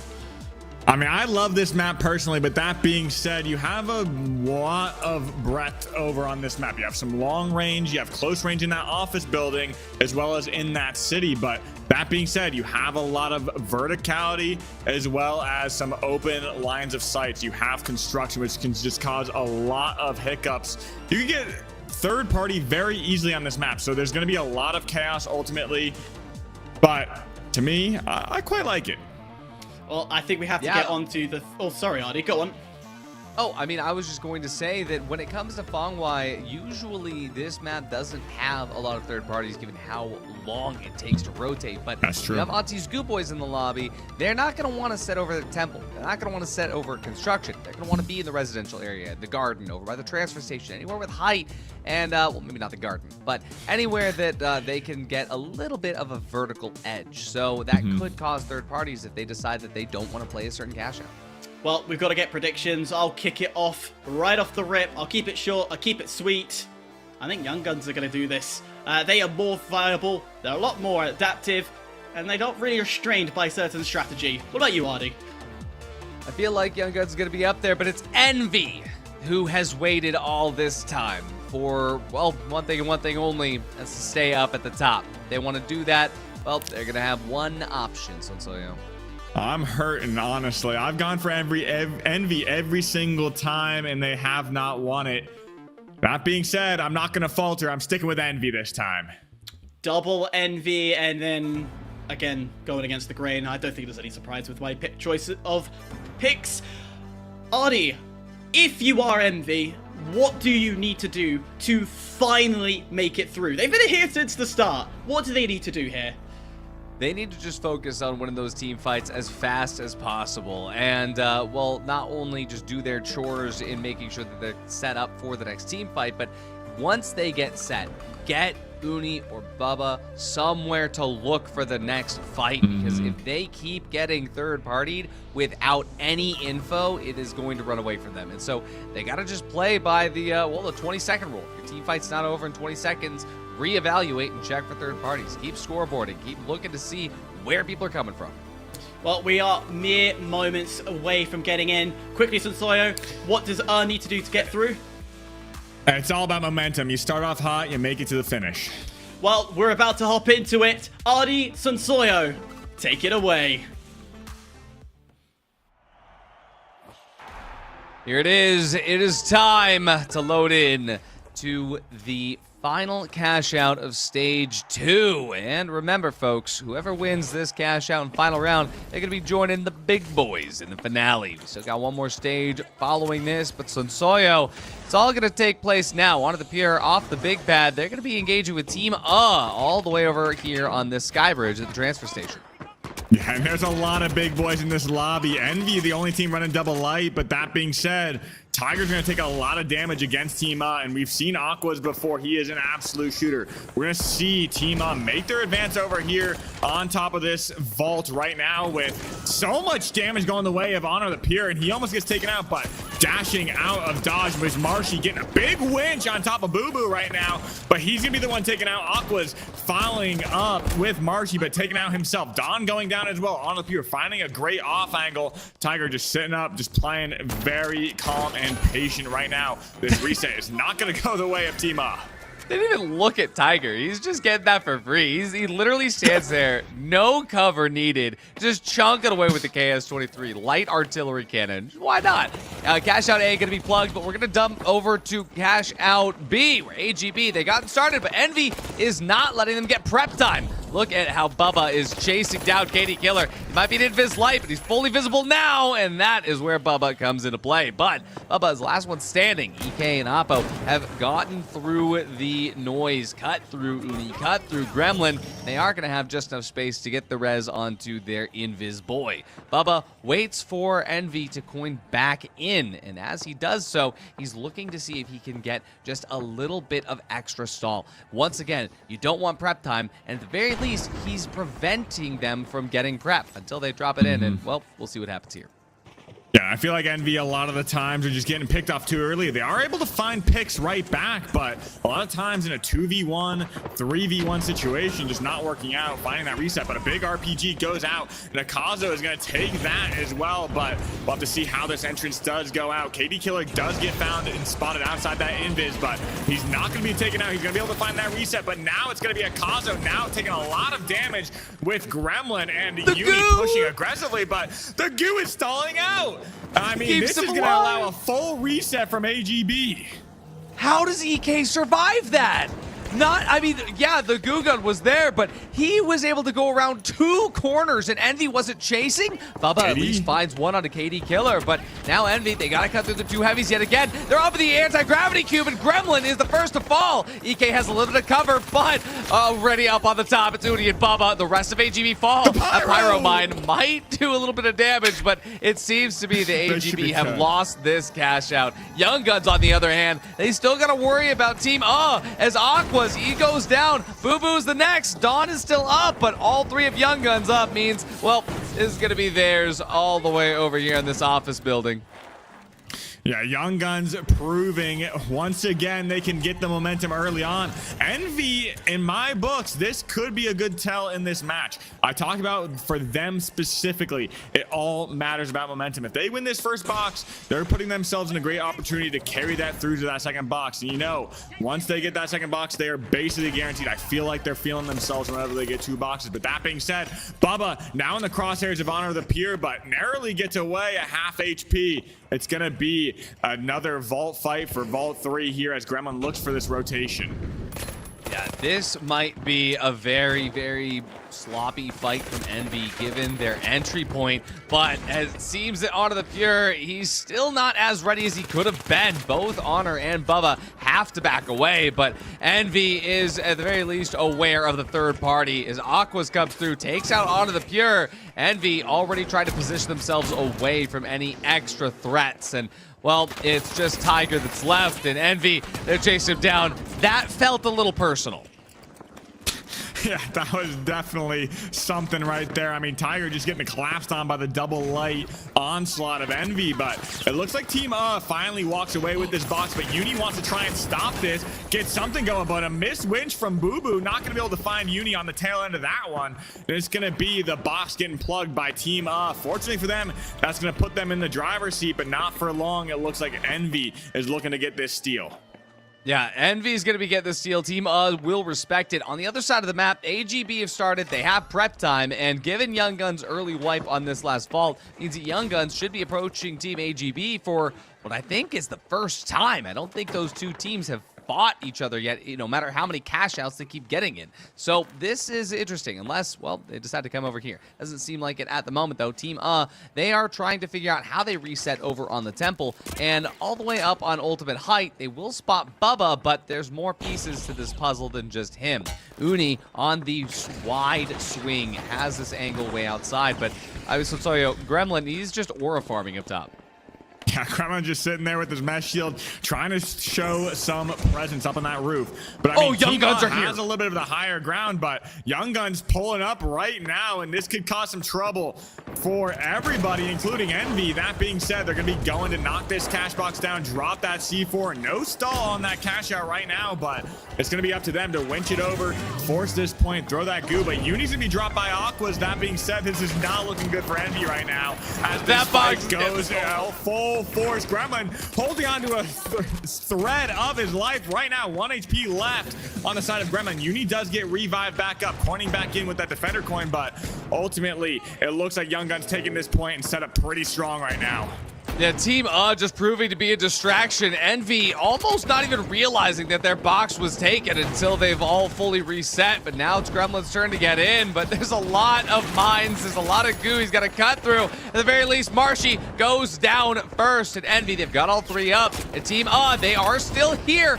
Young Guns need to rely on Team to try to hold this out. Team they've triggered the mines. It is still Young Guns' box. The steal is being started. Envy is wiped. It looks like might be the ones that benefit, and they do. Team gets it. On the other side of the map, AGB 100% uncontested. This is an absolute lobby. Perfect cinema lining up for this last round of cash out.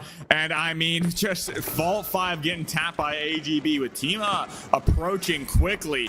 But it looks like they have vault control and a little bit of that map control. B is right on their backside with that city. But an early glitch going out, maybe trying to stop that gateway. But Picazo's just going to grab the box, run, and move those heavy feet right there. My prep time! They need prep time. They're going to bring it all the way over the residential area and all the way up here. Pyro mine is set. The C4 is set. They've got Aquas up the top watching in awe as this man goes to work. And hey, maybe one day you too could be one of Auntie's goo boys. But Oppo, he might not be for long as he drops off the side of the map. Chuck is going to try to help him get up the spec, but right now, KD Killer, he's looking to prevent Team from moving in even closer. And as he does so, trying to find some way to get early damage that somebody on his team can play off of. Right now, Don is forced off the side. Oppo and Akazo, they're not moving out of position just yet. Akazo is redecorating this entire apartment. Yeah, I mean, he's building it like on the aunt would like for the Auntie's Goo Boys. But that being said, Tima's found a fantastic winch on Akazo, but with that Goo Stall, is not going to be finding much damage, going down to half HP. Finally drops out and gets the peel from KD Killer, getting healed back up to full. And I mean, how does he win? How does he make it out of that alive? How does he do that? And not only that, but Oppo can just get them through anywhere. He's got the permanent D-mat of the KS-23. Oppo just blocks, or Akazo blocks everything behind him. This is crazy. Oppo going down does hurt AGB, but they have the defender coin, and Akazo, he's so slippery. He's able to get away. He's almost throwing those banana peels behind him, but look at this. Dawn found him. Early shot of the KS-23. 2. All it needs is one more, but KD Killer healed him back up, and Oppo is back. The steal is being stolen, but KD Killer has a gateway back up, but Aquas was ready for it. Takes out KD Killer, and now Young Guns are here too. They take out EK. Aquas takes out Oppo, but Honor the Pure gets 2. He takes out Dawn. Only one left is going to be Dawn, and that's going to be Young Guns winning the third party against AGB. On the other side, it's Envy who's uncontested, and Young Guns, they took out the competition by being the team to come last. What happened to the 20-second rule, Artie? I said 20 seconds. I said 20 seconds, and they couldn't do it. You can't kill AGB in 20 seconds, and that's where Young Guns comes into play. Envy and Young Guns moving on from this cash out round. Young Guns finding it last second, third party, just phenomenal pacing from them. But now they have that big challenge, that big brooding Envy to go up against in this 3v3. Wow, I mean, just insane fights through and through. Team did a fantastic job trying to cut through the noise of AGB. Absolutely clinical with Aqua's getting that early info, but unfortunately, when these fights take too long, the Young Guns find their way in. It happened at the Temple, it happened at the residential area, and even though Team found themselves victorious in the face of a third party once, it only happens so many times because Young Guns, the masters of the third party, well, hyperactive, they made it work. You said it yourself. Masters of the third party. You could also describe it as the enjoyers, the kings, the throne, whatever you want to say, but it goes not without a fight. Honor the Pure, 8-3, massive KD, but Bubba at the very top, 8-2.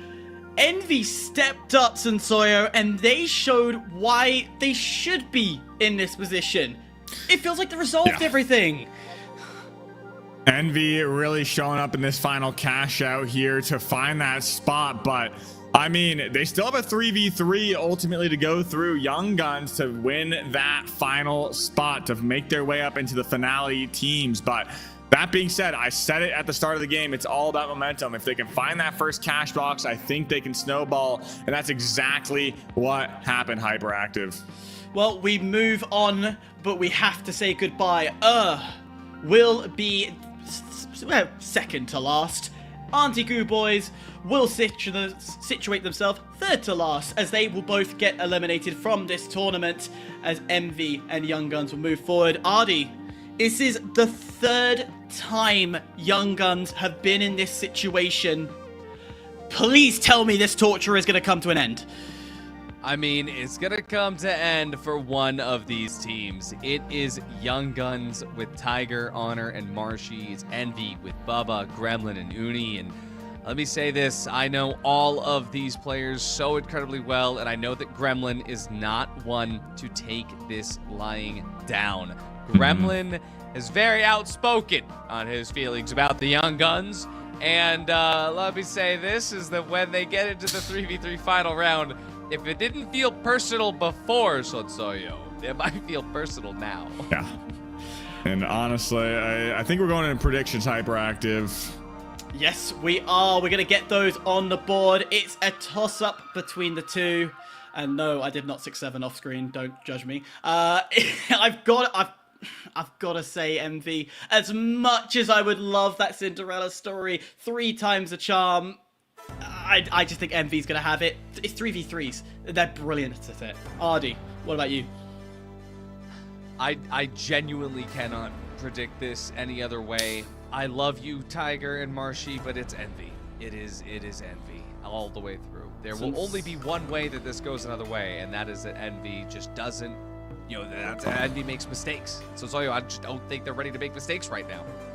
I don't think they're ready at all. I'm going to be going with envy as well. That being said, I feel like Honor the Pure has the leeway. If he's playing that invis, he needs to show presence. He needs to be able to take out these lights, make them second guess their positioning. That to me would be the ticket for Young Guns to win this match, but it hinges on a lot of questions, and envy I think has the answers.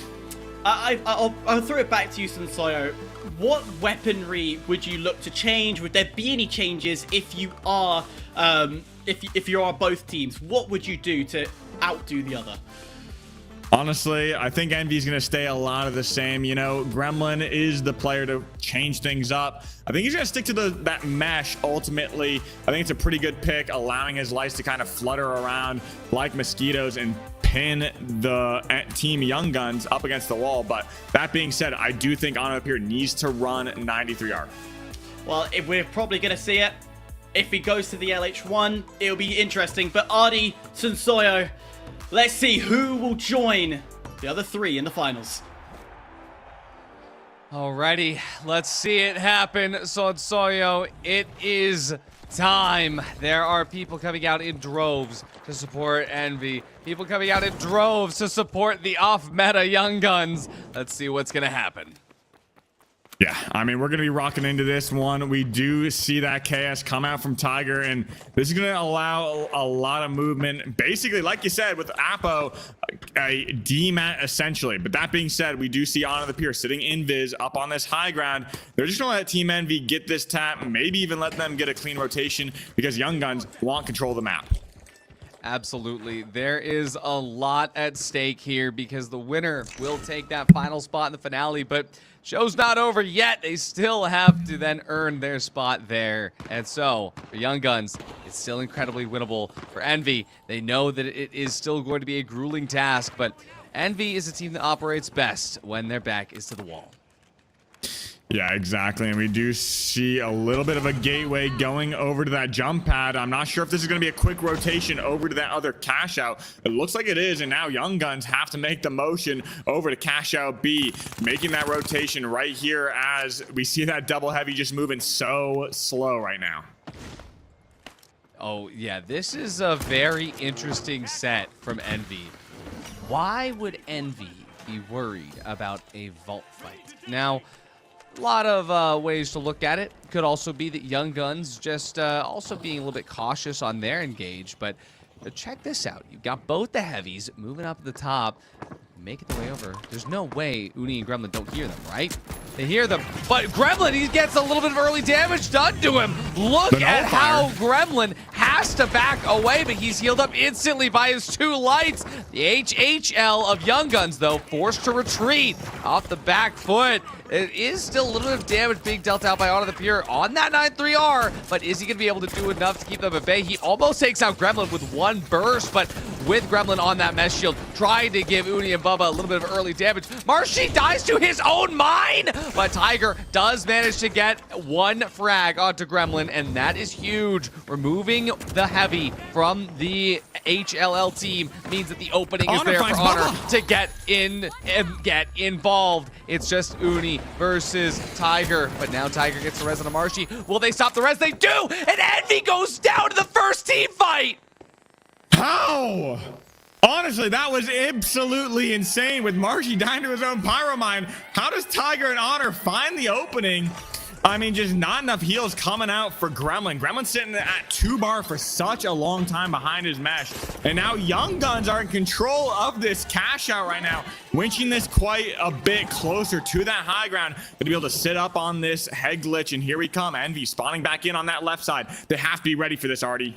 100%. I mean, this is not only this cash out, not only this fight, not only the tournament, but their redemption on the line. Envy, they're going to be taking a gateway over the top. They will vanish pop through it, but Gremlin's caught out. Half HP. Bubba also takes a few shots onto the pier. He's on fire, but Udi gets the trade out. It is Tiger that takes out one. Gremlin is the last standing, and his Young Guns not only get the cash, but they get the team wipe as well. And Sonsoyo, Young Guns winning 2 team fights in a row and the cash out in a 3v3 final round. This is beating the allegations that they just played cheese and cash out. If Young Guns win here, it will prove to the comp teams that they are more than just a cheese team. Well, this is what I was saying, that invis from Honor the Pure, catching Uni and Bubba just off guard, and that's exactly what we're looking for those openers. You have those double heavy kind of being the big distraction for Honor the Pure, and Uni and Bubba, while they're just dashing around, trying to find angles behind that mesh shield, it's going to be Honor the Pure just sitting invisible, catching them off guard. And now, because they lost that first cash out, Uni and Bubba are going to be second guessing every single dash they take. Yeah, this is an insane set, and Marshy learning from his mistakes in real time. He's not just getting taken out first. Wait, look at this. Cash out C is a little bit clear over the side of the temple. Young Guns, they are hedging their bets. The Envy doesn't want to go there, given the deficit that the HLL has on somewhere like that. So they set up on cash out A over by the transfer station. But Envy, they hear it. They hear it, Sonsoyo. And there's so many mind games happening right now because Honor the Pure is camping at C. Yeah, we're thinking in 4 dimensions right here. We're going to be looking for that quick rotate. I'm sure Honor the Pure is ready for a gateway for his team to get them over. But if he is found isolated over here, it could snowball very poorly for Young Guns. But Honor the Pure just sitting right there on the low ground. Now going to mantle up right behind Gremlin, but not going to be able to find any value anyway as Gremlin finally gets this plug. Sets up that drop and the detection. The sonars coming out from the Young Guns right now, calling all the lights out. Here comes the stall just dropping down, and they're gonna have to close in on this cash out as Gremlin takes a big RPG, and we may look to find that value, capitalize on that damage, but knowing the lights could be sitting on that roof, it could prove detrimental. But here comes Gremlin. Gremlin now at half HP, maybe getting a little bit of trickle heals from his lights, but ultimately this fight's gonna look to reset. Yeah, this is kind of what we've been seeing from both of these teams. If it doesn't go exactly right, you reset. But for Envy, they don't get the chance. Bubba goes down. Just 2 bursts from Honor the Pure. Remove one of the lights. And Envy, they have to respect this. Young Guns will be getting the flip. And the Pyro Mines are set. Not only that, but a Glitch Barrel ready to go as well. Honor the Pure will have a couple of Sonar Grenades back from cooldown at this point. But Gremlin, with that little bit of help from the Vanish Bomb, re-rotates around the side. Early damage onto Tiger. Is it pushable? Yeah, now we're going to get that reset right on top of Gremlin. Gremlin trying to find some value, but now it's going to be pushing up towards Tiger right now. Finds the shot melee, finds the combos, and this could be the opening that Envy needs. They're going to be looking to force this point right here, right now, but those Pyro Mines could prove as a deficit if they go off. That being said, the flip may go through with that heals, but he opts to get off, trying to find another pick to snowball this a little bit further. Runs into those Pyro Mines, and that's going to be a little bit of damage, evening things up. That Shack taking out Uni, and now the force comes out from Gremlin. The headshots coming out of Marshy. They get the flip, though. Wait, but Envy just got out. Young Guns with the wipe on Envy. They win a fair 3v3 against Envy, and Young Guns take the last spot in the finale. Artie, how do they do this? Just allowing Envy to plug even still, and they just win the fights. I'm speechless right now. My God. Nobody could have guessed this. I am so incredibly shocked as our Cycle 1 winners get sent to 5th place, where they will have a few points but no cash in this victory. This is going to be Young Guns now progressing to the top 4, where they will have a shot at 100 points and $2,000. And it wasn't even close. It was a 2-0 Hyper. Only 4 kills on the side of Envy. I'm watching it back through the actual stream itself, and even I am still wowing over the entire situation. Envy had control. They had everything lined up on that final cash out, and then fumbled at the end. I am baffled as much as you two. So sorry, why did it go wrong? What was Envy doing to allow this steal to come through? I mean, that first fight up on that high ground could have gone either way. That being said, for the rest of the match, I feel like Honor of the Pure was in the driver's seat up against the other two lights. I mean, that invis just can catch them off guard, and that's the opening that you need. When Honor of the Pure is sitting on a head glitch up on that high ground, invis, nobody can see him. With Uni and Bubba trying to find those off angles, just getting two bursted right out on that opening fight. Honor of the Pure just opening up these fights perfectly. I mean, Gremlin firing back with that KS-23, but it just wasn't enough. It's absolutely incredible. Envy, our #1 seed, the #1 team, the team that should have made it through to the top 4, will fall at the final hurdle.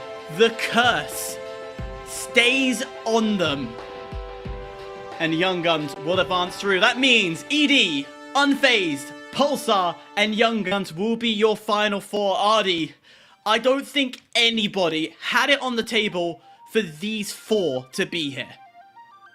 I mean, and these are all earned spots. This promotion format means that you have to win a final round. No matter how you got through the cash out, you have to win the final round, and there are many opportunities to get there.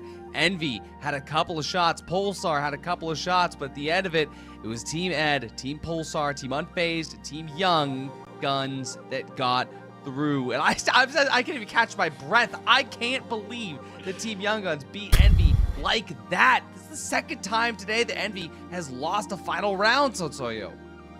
Yeah, I mean, Envy looking pretty strong in that cash out round, but when it came to the 3v3, just got bested Hyperactive. They did. A quick reminder of the positions before we hop on to break. In 8th, Ransom. 7th will be 6th, Auntie Goo Boys, and 5th, Envy. But now we have to look at the top 4. When we come back, we will find who will be 2nd, 3rd, and 4th. But critically, who will take home that lovely $1,000. See you soon.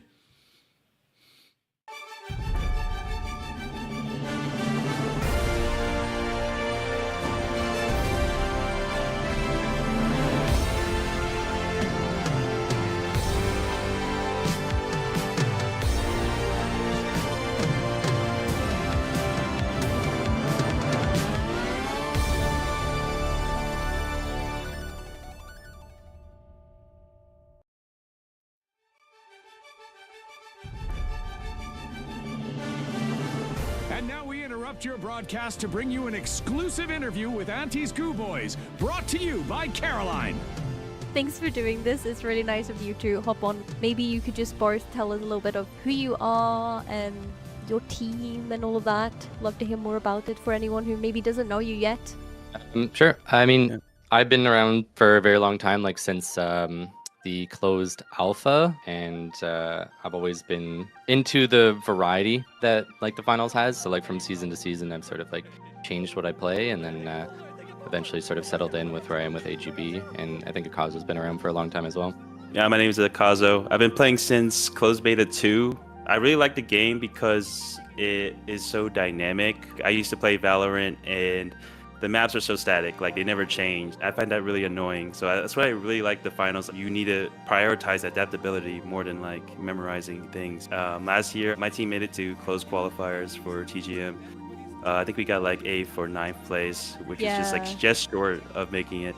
It was so close. I watched it live in the studio, and it was nerve-wracking. It was really exciting to follow. Now I was able to set up AGB, and I really like the team we have now. I think we have a really good chance for TGM this year. Yeah, I'm super excited to follow your journey as well. So, the talent, they likes to pin your team as cash out kings. I feel like they add like a little bit of an asterisk to it. You're cash out kings, but you struggle when it becomes a 3 versus 3, especially against a team like Envy. Is that one of the walls between the AGB and then the Grand Major? So I think that's initially where we started. Like, I think in our current state, we're definitely not just good at cash out. I think our 3v3 is also extremely strong. I think the reason why we got to that title, I guess, is because when we started out, a lot of people didn't take us seriously. Like, we're not using the conventional meta. A lot of people didn't really respect us at first. A lot of people just thought, oh, they're like kind of a joke. They're not really like that serious. They're just kind of trolling. Especially when you watch us play, like we're just laughing and having fun versus a lot of other teams that are like, you know, really stressing. Right. And like that I think is like part of our secret, where it's like we're just kind of having fun. But I think because our initial journey was just playing ranked a lot, not necessarily like VOD reviewing at that point, but just like reflecting on how the games went, what's going right, what's going wrong, because all the scrims that we could get were typically, you know, teams that were maybe in like plat or diamond, not like some of the higher skill teams. So we didn't really get challenged in 3v3s enough. After we started showing up in tournaments and doing really well and like kind of consistently placing in like top 5, then teams started to give us a little bit of respect, especially when some of these top teams might lose to us in 2-0 in like a 3v3 because they have no answer to it, right? They've never seen it. They don't know what we're doing. It was just like kind of a shock to a lot of them. They had to learn, so eventually they decided to start getting some scrims with us, and then we focused so much time on these scrims versus some of the top pro teams that like, I can't remember which tournament it was, but all of a sudden we got into a tournament where like we were winning almost all of our 3v3s. We're doing really well. And then our cash out games, we were just getting rolled. It was one of those eye openers to me. It was like, well, like the last couple of weeks, all we've done is like scrim. So now we're trying to balance it. Like recently we've been getting like 1 or 2 scrims a day along with some ranked matches, trying like make sure we're not hyper fixating on one thing, because we've kind of fluctuated back and forth. And I feel like we've found a good middle ground where whether it's cash out or 3v3s, we're very confident we've been doing consistently well in all those. I have another for Cosmo as well. So this might be a bit of a spicy question, I guess. A lot of your competition don't really enjoy the strategy of the AGB. Some people have said that you're like cheesing the cash out. So when someone calls your strategy cheese, or an exploit, is that like a badge of honor to your team's innovation, or does it get under your skin a little bit when someone says that you're cheesing it? To be honest, it doesn't really impact me that much. Yeah, when a player says it to me, it's like, I don't care. If the developers say something like, oh, yeah, don't do that, like, okay, yeah, I'll care. But like, if I'm able to do this and no one's telling me to stop, like, it's good content too. I mean, a lot of people come for the goo, and it's just funny to see like people just rage. Even like recently, we played a scrim against a team, and they quit mid scrim. I think mostly because I was just doing goo stuff, and they're calling me an exploiter. It's like, oh god, I didn't know about that one. That's interesting. Yeah. I can see it being frustrating. I mean, we do know some things that we probably shouldn't use. There's some tech that we're like, this probably isn't allowed, so we don't do it. But I think everything that we do, it's like intended stuff. And even like recently, it's like there's people that be shooting my bodies mid-tournament. Oh. I don't know why, but probably related to the goo gun. Could be, potentially. In recent times, we've been seeing a lot of the stuff that we use specifically, people asking for nerfs for. So it was interesting how nobody ever talked about goo gun. It was like non-existent in the game. And then all of a sudden, we're bringing it into pro play, where I think the only team in NA that uses it, I think we've seen Young Guns potentially try it once or twice. I think so. But for the most part, yeah, like no team is really using it. And then all of a sudden, there's been a handful of pro players asking for goo gun nerfs or goo nerfs, or, you know, nerfs to the mines. Like, do you feel like that's a little bit of a compliment when they do? I mean, yeah, not only is that a compliment, but we're definitely like affecting the meta. Like, we never saw pyromines or KS really in the meta in a while, and then all of a sudden there's pyromines and KS picked up by pro players. We're even seeing cloak the odd time, sonar grenade, like a lot of the things that we're bringing in, we're now seeing other pro players use. So I think that's pretty much one of the biggest compliments, because the meta's been extremely stale for a long time, and I think we've like single-handedly like reshaped it to a degree.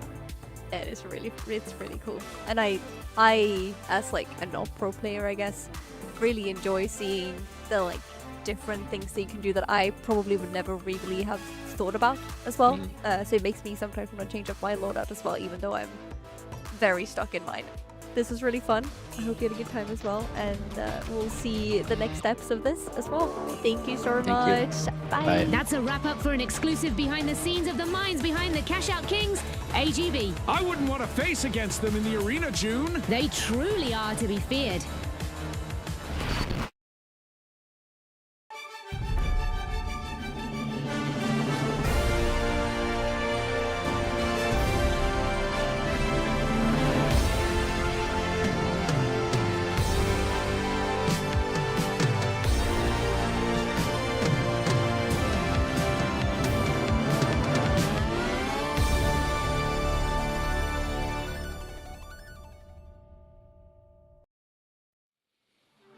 Ladies and gentlemen, welcome back.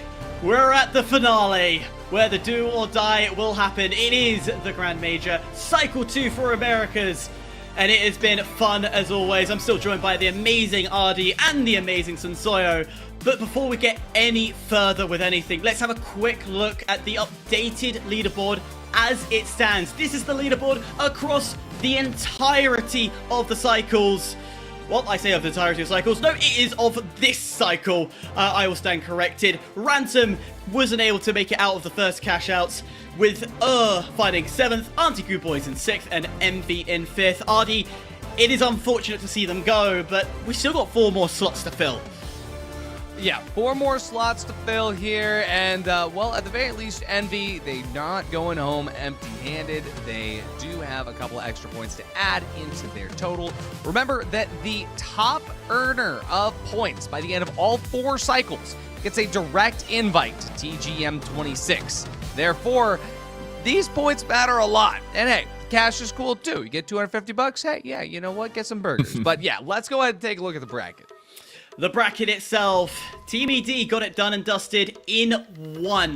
They're happy with that, with Unfazed there as well. Pulsar in with 3rd, and Young Guns upsetting the entire tournament.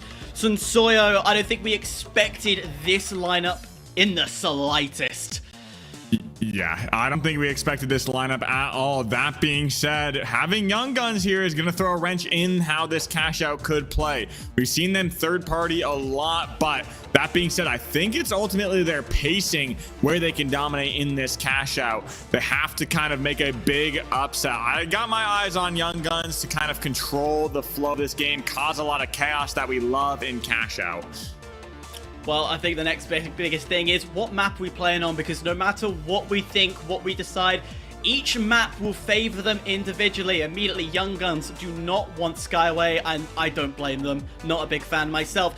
Fengwei getting taken out by Pulsar. Monaco still not getting it. It is going to be taken away from Unfazed. TBD does not want Fortune. I'm sorry, Ardi. It's not going to happen. But we are left with... well, we're back at Nozomi. Ardi, are you happy with Nozomi? Are you feeling this is going to be favorable to a team? This is going to be very favorable. I mean, Sotoyo, we've seen Young Guns do very well on this. Shout out to the man, the myth, the legend himself, Young. A funny tweet where he's like, when I want to show my friends something and they all come and take a look. We remember in the arcade on Nozomi Citadel where there were 8 players on top of a single cash out station. Hey, maybe we see that again. To be honest, I feel the same every time I show it to, I would say my friends, but I don't really have many of them. Anyway, predictions nonetheless. I will start things off. It's going to be hard to pick, but I'm feeling it's Pulsar. They've been performing well throughout. They took a little knock early, but they've crawled their way back up. And I'm going to spice up the order a bit. Sunsoyo, what do you think? Honestly, I'm being put in the spot. I was usually following Artie's direction. That being said, I feel like Team Ed's going to come out on top. This could go either which way, who follows them. But Team Ed locking it down, Artie. I want to say Team Ed 100%, but I have just been convinced. I've been sold. I have been trying my best to be completely unbiased. I was not voting for Young Guns because I don't want to appear that the guy who has my name and his username is swaying me in any way. But after seeing them win a 3v3 final round against Envy, I think this team can do anything. It's Young Guns that make this happen. Not a bad I think pick. the Kings of Cash Out, hey, I think they can do it. I think if you picked either way, like, I know ED is not a part of this picking, but you could even argue that ED is a very strong contender for this top slot. You have storylines, you have the stats to back it. It could fly either way. In one word from both of you, I'll start off with you, Ardi. Describe this matchup. One word. Electric. Sunsoyo? Well, explosive. I thought the scream was going to come out, Artie. Oh, I can do that as well. It's gonna be interesting. It could go either way. We're about to get into it. Ardi, Sunsoyo, the finale is all yours. Thank you so much for that, Hyper. I'm excited to get into it. One singular game of cash out will decide. This is gonna be insanity. So Soyo, let's get started. Yeah, we're reducing the amount of heavies in this lobby. We got some more mediums here, so we'll have to see. Young Guns versus Ed right now in a red barrel just sitting right by the door. Dome with a winch, and Lamp takes out onto the pier right out the gate, following it up with another pick on Marshy. Can he find 3? Tiger now fighting in a 1v1. Lamp finds all 3!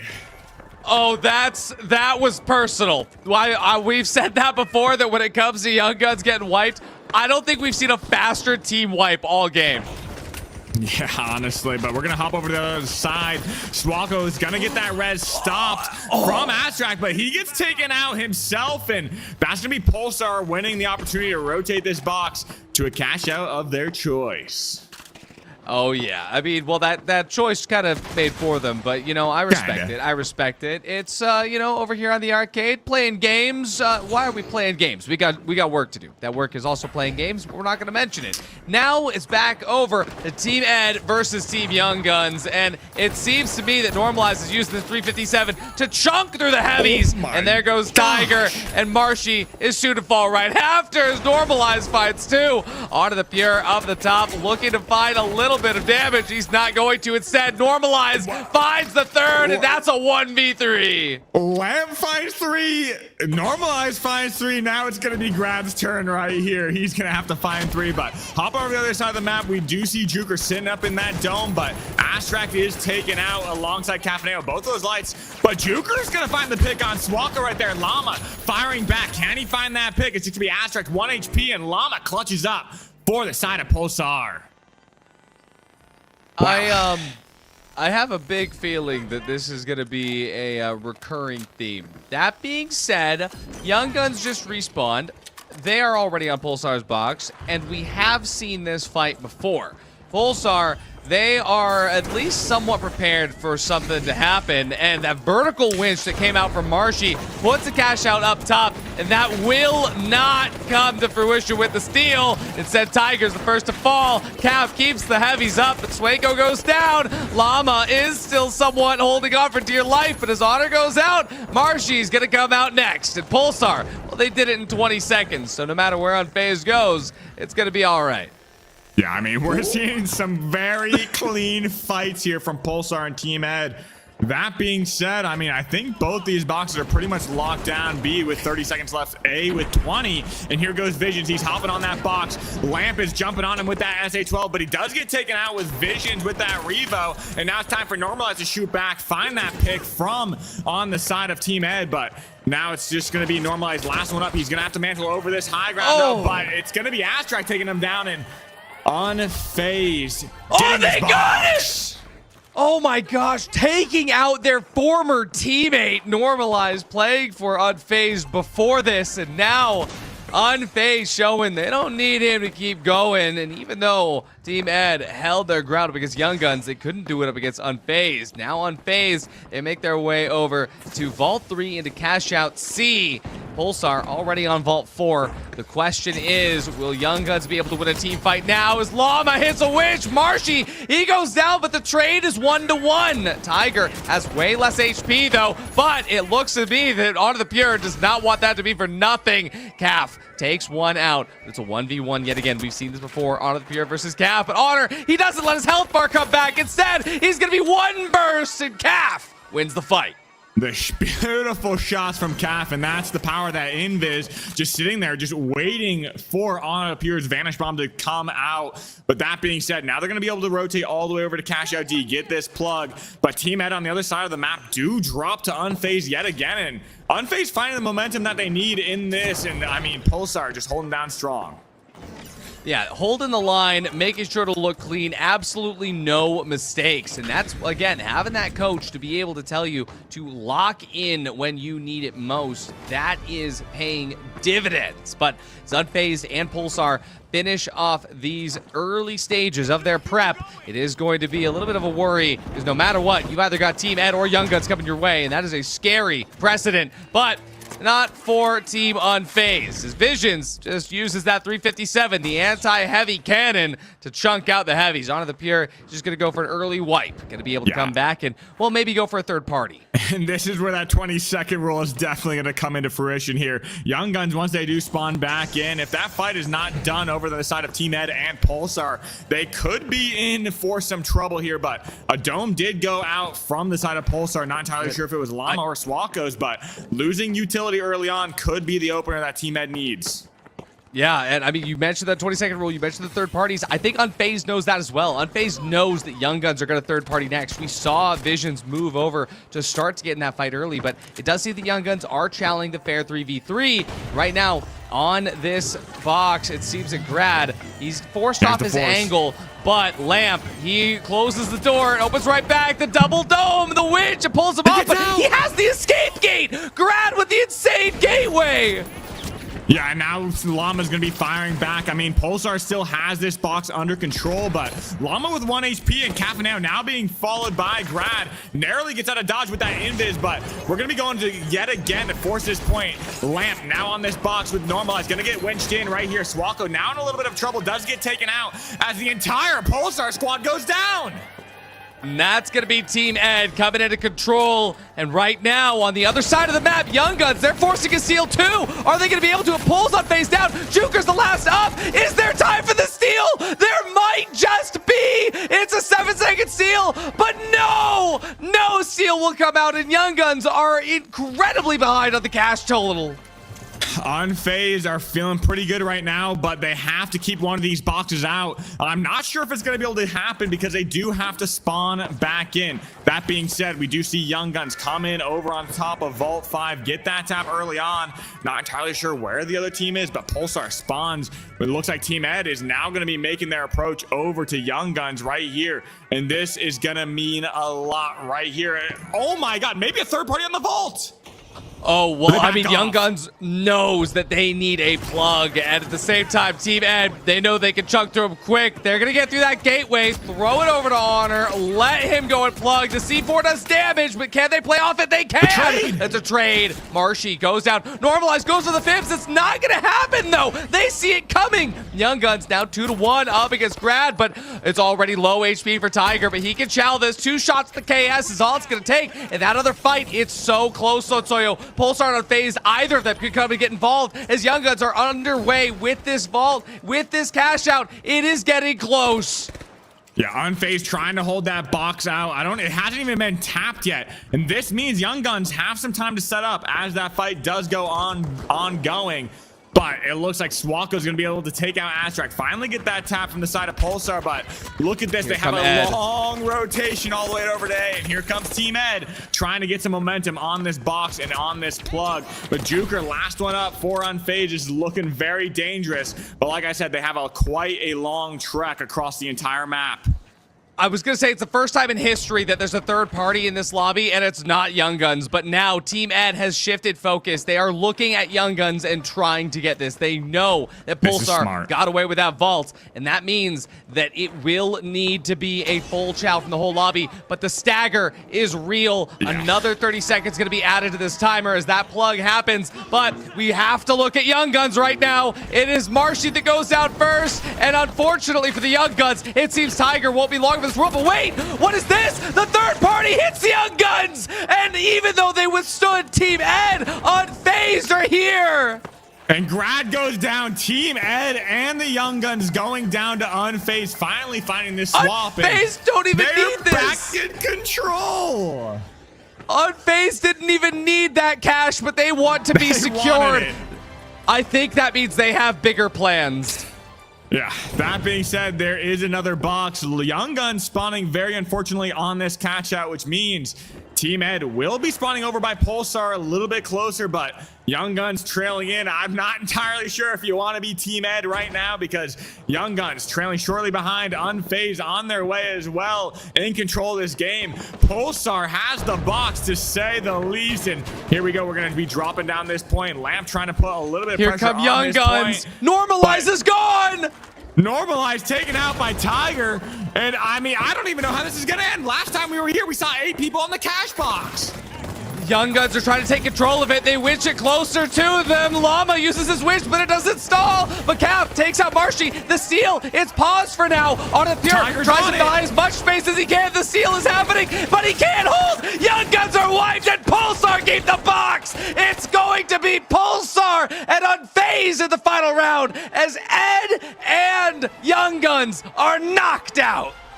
Holy, oh my gosh. Unfazed getting control of that map. They were not able to hold that vault out, but ultimately finding the right pacing, finding that third party, getting that box, and coming in to cause a disruption on that last cash out. Pulsar just doing so much hyper. Lots happened in a short space of time. I wrote one word down, and I think it's the most critical word to describe Unfazed, and that was control. They controlled the map, they controlled the gameplay, they controlled every shot, their movement, everything that Unfazed did was calculated to grant them through. And boys, I've been doing the maths in the background, and if my math stands correct, we have a new championship leader for that golden ticket to the Grand Major in Stockholm, and that is Unfazed. Artie, we are up for something interesting here. Oh, yeah, this is absolutely exciting. And thinking about it, exactly, Unfazed, they got third place last time. Now they're guaranteed at least top 2. And that is going to be huge. Pulsar with 15 points from 6th place in the last cycle. They're guaranteed top 2. Means that there is going to be a lot of upset in this lobby. But no matter what, Unfazed will be passing Envy by at least 5 points if they get second. Pulsar with the extra 100 points if they get first, they will be quite up close to that top. So this is an incredible set. The cycle is as competitive as ever. For our top 2 teams in Cycle 2, it's Unfazed and Pulsar. Still to be decided who will win the extra cash prize and those sweet, sweet series points. Wow. Just wow is all you need to say as we look ahead. Well, before we look too far ahead, we have to give our condolences. In 4th will be Young Guns as they will make their way on to the leaderboard. Of course, massive 30 points. And of course, a little bit of dosh. All the top 4 will get some money on their side. And Team Ed, another name that will be jumping up the board. Maths in my head, if I do that correctly, that's going to be 70 points. So they'll stay behind Kansas City Pioneers. And in worst case scenario, behind Pulsar, no matter what happens. Again, we'll continue the maths from there. Sensoyo, yeah. I'm a bit surprised on Ed. I know we didn't predict them, but aren't you surprised that Ed didn't get through here? Honestly, Ed was looking very strong. I think they were just a little bit overzealous on that first cash out, losing a lot of momentum when they dropped down. All they need to do is play a little bit of stall, and they would have been hunky-dory over there. But that being said, Unfazed and Pulsar just cleaning up. I mean, in that last game, Pulsar just been absolutely dominant ever since that first cash out. I just did not expect that turnaround, especially with that sub. But we all know how good Swalko can be, and he's showing up today right here, Artie. And I mean, this matchup, a best of 3. A best of 3 final round to see who will make it to the #1 spot here. And I gotta say, if there's anybody in this lobby that can make that happen, it's going to be Aztract. Aztract has to be the hungriest player I think I've ever seen. And with that roster of Juker, Visions, and Aztract behind the wheel of Unfazed, this team who is looking for an org will absolutely be able to find a home if they can take this first place today. But for a team that already has a home at Pulsar, Spawns, Cap, Llama, and Swayco, well, they have a lot to prove. And they proved it last time that they were good enough to stay in the top 8, but now is their chance to prove that they can take top 1. I think, Aldi, I think you nailed it when you said about Aztract being loud. Every time I hop on Twitter, I'm always seeing his name somewhere in the feed, and he's talking something. But I tell you what, if you can talk to Dork, you can walk the walk. But we must look towards this head-to-head and talk about the nitty-gritties while we give our players time to decide which maps we go to. Of course, best of 3 means that the vetoes can be a bit more comprehensive than usual. Sonsoyo, when we'll start off with the picking phases of those vetoes. If you are either side, we'll start with Pulsar. What are you looking for in a map? What are you hoping to get that would benefit your playstyle? I'm looking for those close quarter combat maps like an Nozomi Citadel. I mean, that's really where that double heavy invis light composition will kind of win out. You want to kind of isolate the fights, really utilize those double RPGs, those double domes, and just disrupt in the side of those buildings. That being said, if things open up and we do see Astrak having the ability to have a little bit more free range, he still have to keep an eye out for that invis light from Cafaneo, but he will be able to play a little bit more range, a little bit more patient, find those glitches, but we'll see ultimately how that light duel. That's kind of what I'm looking at. The invis versus the dash. This will show a lot. And then looking into the game, RD, we know their playstyles, we know how they move, we know how they play. What would Unfazed need to do to take away that rising star of Pulsar in this tournament? What is that strategy from your coaching perspective? I mean, they've already got all the answers, especially with Visions on the 357. We saw him chunk through any set of those double heavy light compositions. In the 357, that anti-heavy cannon is going to come in clutch here. But Visions needs to make sure that he is as chalant as possible with those defibs, because if one player, be it Juker, be it Astrak, goes down first, if Visions cannot make that defib connect, Pulsar is going to win pretty much every single time. And for Pulsar, I think that Sonsoyo is right, that it is going to be a lot about that invis versus that dash. And I would posit that for Cafaneo, if he really wants to make sure that he's getting the most value, that he's got to watch that trigger finger a little bit, because the moment that they see the medium, that has to be the first target every time. Well, with 4 days away from Season 11, things are going to massively change up. All the strategies that we've seen through Season 10 will be thrown out the window. So I come back to the biggest age-old question within this season. Medium, yes or no? Sonsoya? I think medium is very relevant. I think right now we've seen very balanced compositions coming out. We've seen double heavy light, we've seen double heavy medium, a little bit less so. That's probably the rarest composition we see. That being said, double light's thriving, HML's thriving. It's hard to say, but medium is definitely relevant. Ardy, your thoughts? I mean, hey, I'm a big proponent of the double heavy light. I don't think that's going anywhere, no matter what the changes are going to be. I love that. It's been the biggest question mark, I think, throughout. I would even go as far back as Season 9. Season 9, Season 10, it's always been that question of, is there validity behind that medium? I think, looking at the Americas, it would be a yes. There is a validity. Half of them are still using it. When you look at EMEA, a little bit less. We're seeing a little bit more heavy light. But then you go over to APAC, it is 100% yes, as a large majority still run those mediums. So that question, I feel on my side, is still yes, the medium is viable, but of course we have that whole melee shake-up that we've been loomed over our heads coming forward. It's going to be fun, it's going to be amazing. As we still wait briefly for those vetoes to come through. Ardy, is there a particular map that you hope to see in this veto? And what map do you 100% not want to see? Both on personal opinion and professional. I think that Pulsar is going to most likely want to ban Bernal here. And for Unfazed, I think that they would probably want to take a little bit of a gap on Vegas. I feel like for Pulsar, they're going to be looking for a map that's going to allow close quarters combat, like Sonsoyo said. To be honest, I think Monaco is on the table for both of these teams. But for Unfazed, I think that they very specifically are not going to want Fangwai, because Fangwai has not been the nicest to them so far. At the very least, the ones that they've been able to, squeak out a win on hasn't been easy. And so when it comes down to the 3v3 final round, they want to try and, again, put Visions in a spot where the 357 is viable. And that means putting themselves in a spot where they're going to be able to close the gap without a mesh shield, since Juker 100% needs to be running Winch.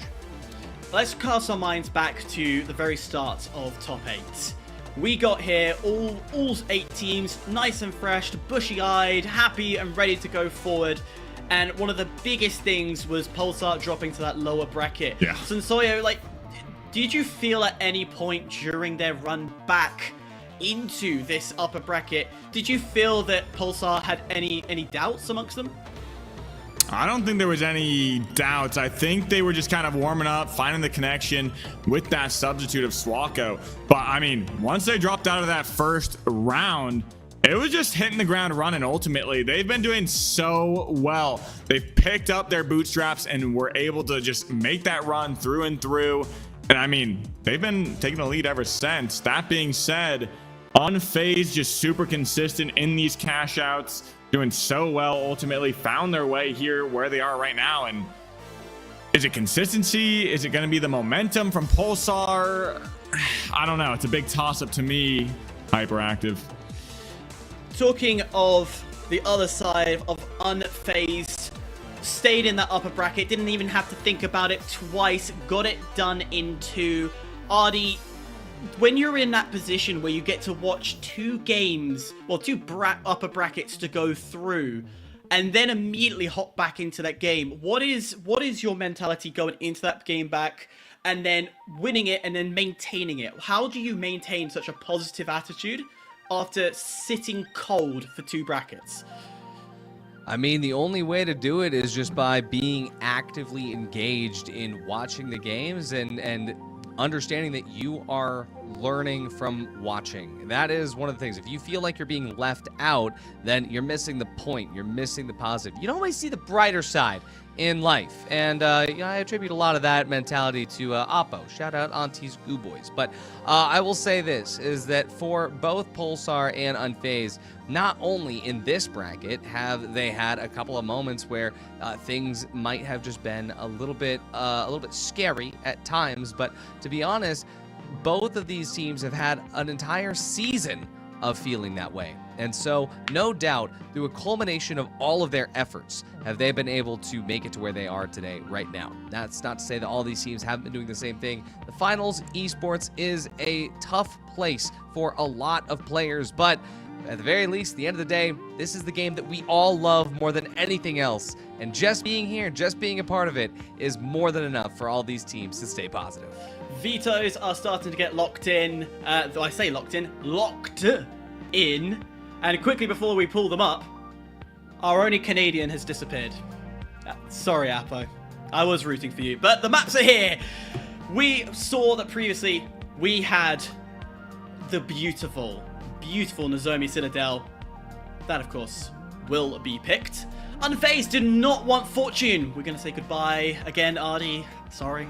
Not going to happen. But seems like Skyway, and I think I can agree with a lot of people here, is not a map anyone wants to choose. I've expressed my concern and problems with it, but it's still here in the competitive scene, and we still have to run it occasionally. Fengwei, yeah, understandable. Not everyone's cup of tea. And then we are going to see the goodbye of Las Vegas, which now leads us to the critical picks. Remember, Nozomi Citadel is still in. We're going to go to Sis Horizon, as Unfazed do feel that is a better choice for them. And our very, very final pick of the day is, drumroll please, Banal. And it is, just for clarification, Suspended Structures Banal. Artie, how do you feel about this lineup? Loving to see that if we get to map 3, it's Suspended Sponsor Structures, because that is, well, it's its own game, Sonsoyo. And to be honest, we spent so long talking about which map is going to be good for HHL, which map is going to be good for HML. Suspended Sponsor Structures is good for whatever team wins the first vault fight. So we'll see exactly how that culminates if we make it to the map 3. But I feel like for Nozomi Citadel to start off, this is going to be a great watch. Well, let's get our predictions in. You know what? I'm not going to start. Artie, kick things off. Alrighty, put me in the hot seat. I have to say that I really do believe in Aztract. I feel like when it comes down to Unfazed, I know these players so very well, and for Visions to have gone through some of the stuff that he's gone through and be here today, this is a good mark for him. For Aztract, I think that he is still the hungriest player in comp, and of course for Juker for carrying me through not only just the finals but every game that we play together. I think Unfazed has a little bit of a mark here. Sunsoya, do you back up the Unfazed train? I'm backing up Unfazed. I'll give it up right here. I think with the map selection, I do think Pulsar is a little bit more advantageous for Nozomi Citadel, but when it comes down to Sis Horizon and sponsored structures, Unfazed, I think, have it. See, I was looking at that differently. I thought there was a lot more opportunity for Pulsar to take advantage, but you both are professional players and coach, so I'm still not going to get swayed. I still think Pulsar will be taking this all the way in this best of 3.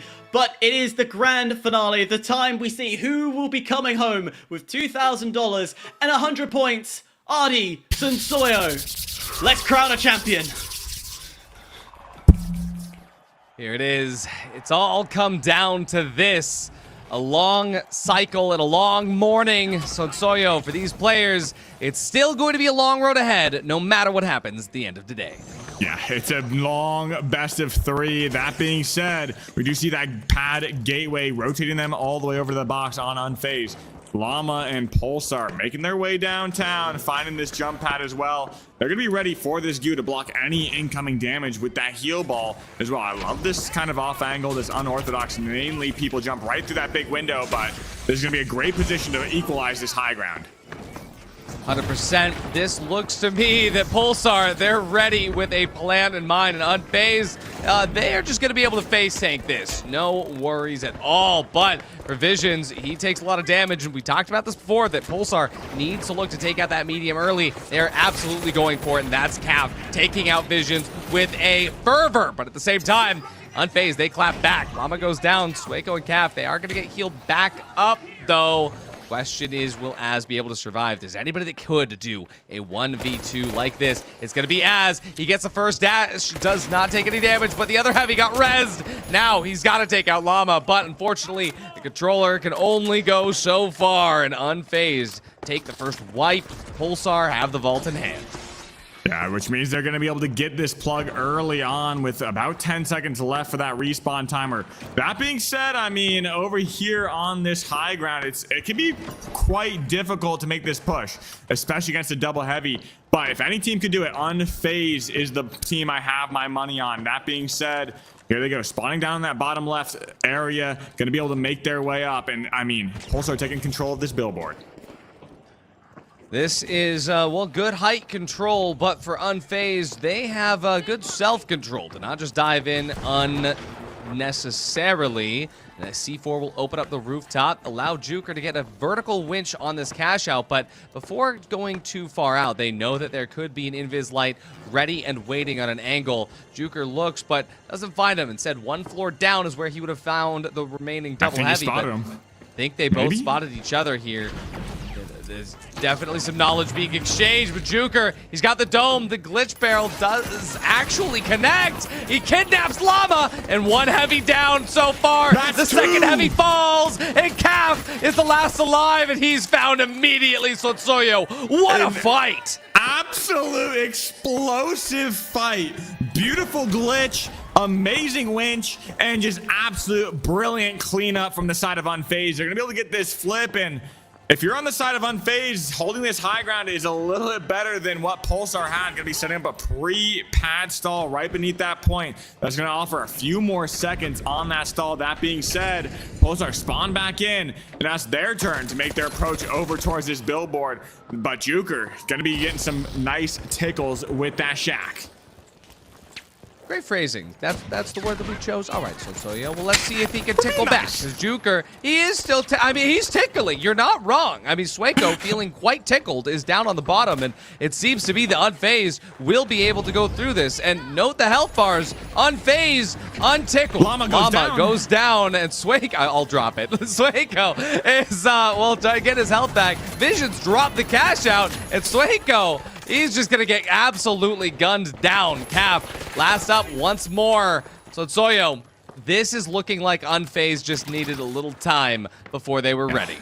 Yeah, we're warming up over here, and they got the first cash box, and I was thinking Pulsar would win this map, but with Unfazed in the lead right now, it's not looking too good. They're in control of this rotation, gonna be able to get the momentum started right here, but ultimately, it's gonna be on Pulsar to make this run back, and Aztrack looking to maybe get this tap started, but could also be waiting for a little bit of information over here. They lost that first vault fight, so I'm really looking to see how Unfazed tries to change up what happened last time. I mean, Pulsar, they just collapsed in on them after getting early damage onto Visions, and so Visions is playing so safe. You can see he's already behind his own goo. He's staying well behind his team, and look at how close Az is playing. Usually Az, he goes a little bit far. He finds a lot of that stuff. Chuck just bounced off the corner. That's amazing. He still made it up there. But Llama, he's looking to engage. First dome will come out, but glitch, the pre-glitch from Aztrack. First dome lands from Juker, but he's gonna be safe to the damage. Yeah, and I mean, Juker's going to be falling to Llama's SA-12. That's not going to be looking very good for Unfazed. Pulsar has control of Juker's body right now. The one thing they have to avoid is those glitches, but with this box in hand and that player down on the side of Unfazed, they have a very clean rotation to a cash out right here, but we'll have to see where this reset comes in and what kind of rotation they do. This is a beautiful rotation.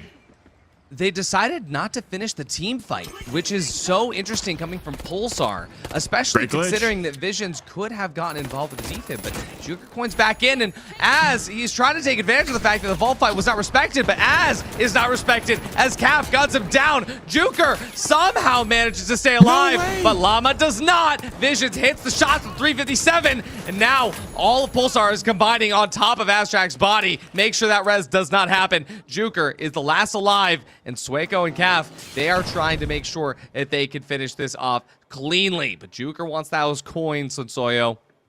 Yeah, Juker's waiting for these coins to come in. Pulsar gonna be able to set up a little bit, but it looks like they're rotating to this point over here, and Juker has to play very cautiously because he is on the floor of this box. And if he is found, that is going to be a massive stagger, but Pulsar playing a little bit of a hot potato over here with the cash outs and letting Unfazed respawn back in, gonna get that full reset.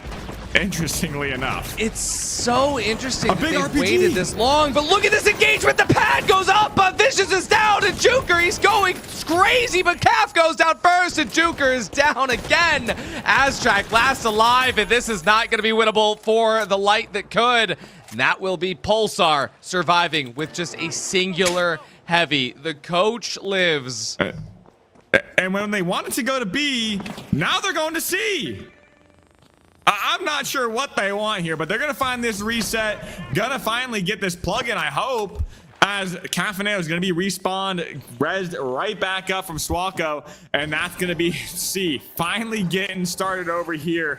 Oh my gosh, what a delay. 13 minutes remain. 7 minutes long to get the second cash out. We've seen longer, but still, between these two teams, how fast these team fights are manifesting, seeing those long resets is insane. We'll see how long this team fight takes to come to fruition, because I can already tell Aztrack is looking for a gateway to bring them behind as Visions looks to try to get them a pad forward. But at the moment, Llama and Sueco, they're looking for the RPGs to shoot out, but Llama goes out first. Juker out second. It's a 2-on-1 now. Calf, the last remaining, and the defib gonna be landing now. Calf might have survived, but he's dropping out early to wipe and bring the team back fast enough for one more team fight. If they can't do it, means Unfazed is gonna have map 1. I don't know how they were able to get that run back with two heavies jumping on them. A big RPG opener. I mean, the counter winch from Juker was just absolutely insane to swing that fight back in their favor. I mean, ultimately, it could have come down to that revolver just chunking down that health on the side of Juker and Visions, but we're going to see Pulsar spawn back in over here, and this is a very, very difficult spawn. Going to be trying to block that rotation, block that gateway, but with Cafaneo on that invis, he's going to be able to get a clean gateway for his double heavy. Yeah, this is where Unfazed might falter depending on Pulsar's approach, but Red Barrel does not disrupt the heavy's movements, but I know that Unfazed is very concerned about where that Cafaneo is going to come from. Cafaneo comes out the side. The heals bring Juker back to life, but not for long. Now Llama, Sueco, and Cap, they are all back up to full HP. They are invigorated and running forward, and Sueco, he gets chucked out. Visions gets winched, and Llama, he gets traded. Az versus Cap, 1v1. once again, the battle of the lights, but there's no time left as he knows that he can just play for the stall. Pulsar does not have a chance to steal, and Unfazed takes map 1. Brilliancy from Unfazed right there. I mean, Pulsar wasn't able to hold it, wasn't able to get that run back on that second cash out. I felt like they had that momentum, but it was just absolute destruction from Unfazed in this first cash out, and we'll have to see how this next map goes if Pulsar is able to make this run back. I could have sworn this was Pulsar's map to get that momentum early on, but Unfazed find the momentum in this best of 3. Yeah, not only that, but we will be going to Sis Horizon next, which is Unfazed map pick. So Unfazed off the back of this incredible performance where even the team fights at Pulsar 1 felt like they were just, something felt lacking, Sonsoyo, and I am still trying to understand some of the decisions that were being made here, but no matter what, we can all agree on one thing, and that is that, well, the R357 still hurts. Yeah. That thing chunks the health bars away from the heavy, and I mean, we even got to see the value from that medium. Not only that 93R or that Revo, but the defibs as well. I mean, just beautiful. The scoreboard looking pretty even overall, but just squeaking it out every time. Unfazed, finding the kills that they need, finding the team wipes that they need, and that's going to be leading us into Sis Horizon. Honestly, it may play a little bit better for Cafaneo on the light invis. He's gonna be able to gargoyle a little bit more effectively, maybe. Yeah, I mean, they were very careful with their vault fights, but it was only the vault fights that Pulsar was able to walk away with. And even the fights that they won on the cash out, they were very, very close. I don't know how they're not able to convert those same fights when it comes to being on a cash out, especially given the fact that, well, when Unfazed was wiped the very first time, it happened in less than 5 seconds. Yeah, I think a lot of the times it comes down to the counter. That first fight that we saw, the glitch was just absolutely immaculate. Opened things up for them. They found that winch, but on that second fight for that last cash out, I mean, just the counter winch from Juker with that revolver, just doing so much damage, finding tons of value, and just ultimately making that run back. I think they're just being countered in these mid-fight situations. You have to either block those winches, avoid the glitches, otherwise maybe this double heavy just crumbles so quickly. Not only that, but the mental weight of going up against a medium, because it is already scary that the R357 is just gonna hurt, but not only that, every single time that Pulsar got a pick, the entire team was standing on the trophies to make sure that Visions could not get a quick res. But we're going to be jumping into Sis Horizon right now when, well, we go from one CNS glitchy style map to the other. And Sonsoyo, it seems to me that Unfazed is, I can finally say it, Unfazed. Unfazed indeed. That being said, we see the same composition coming out from both sides. I feel like this could be Cafaneo's map, being able to play a little bit slower pace. I think this double heavy comp needs to slow down.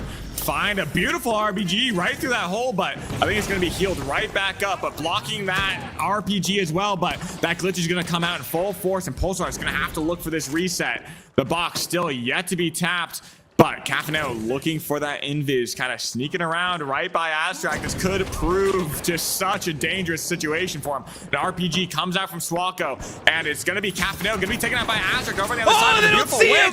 Taking out Visions, evening things up, and now the double heavy pushing in aggressively, trying to find another opening. Aztrak going to be the last one up, taken out. Juker falling to Swalco as well, and I mean, just absolute destruction from the double heavy. But we talked about it last game. Pulsar's winning these vault fights. They need to hold it down on the cash outs too. I mean, Llama just walked up. They didn't even look at him. The SA-1216 definitely proving to be advantageous for Team Pulsar. And I am excited to watch this next setup because I have a really, really good feeling that Sueco is going to try and push the team to, well, play this vault or this cash out a little bit differently once this vault gets plugged.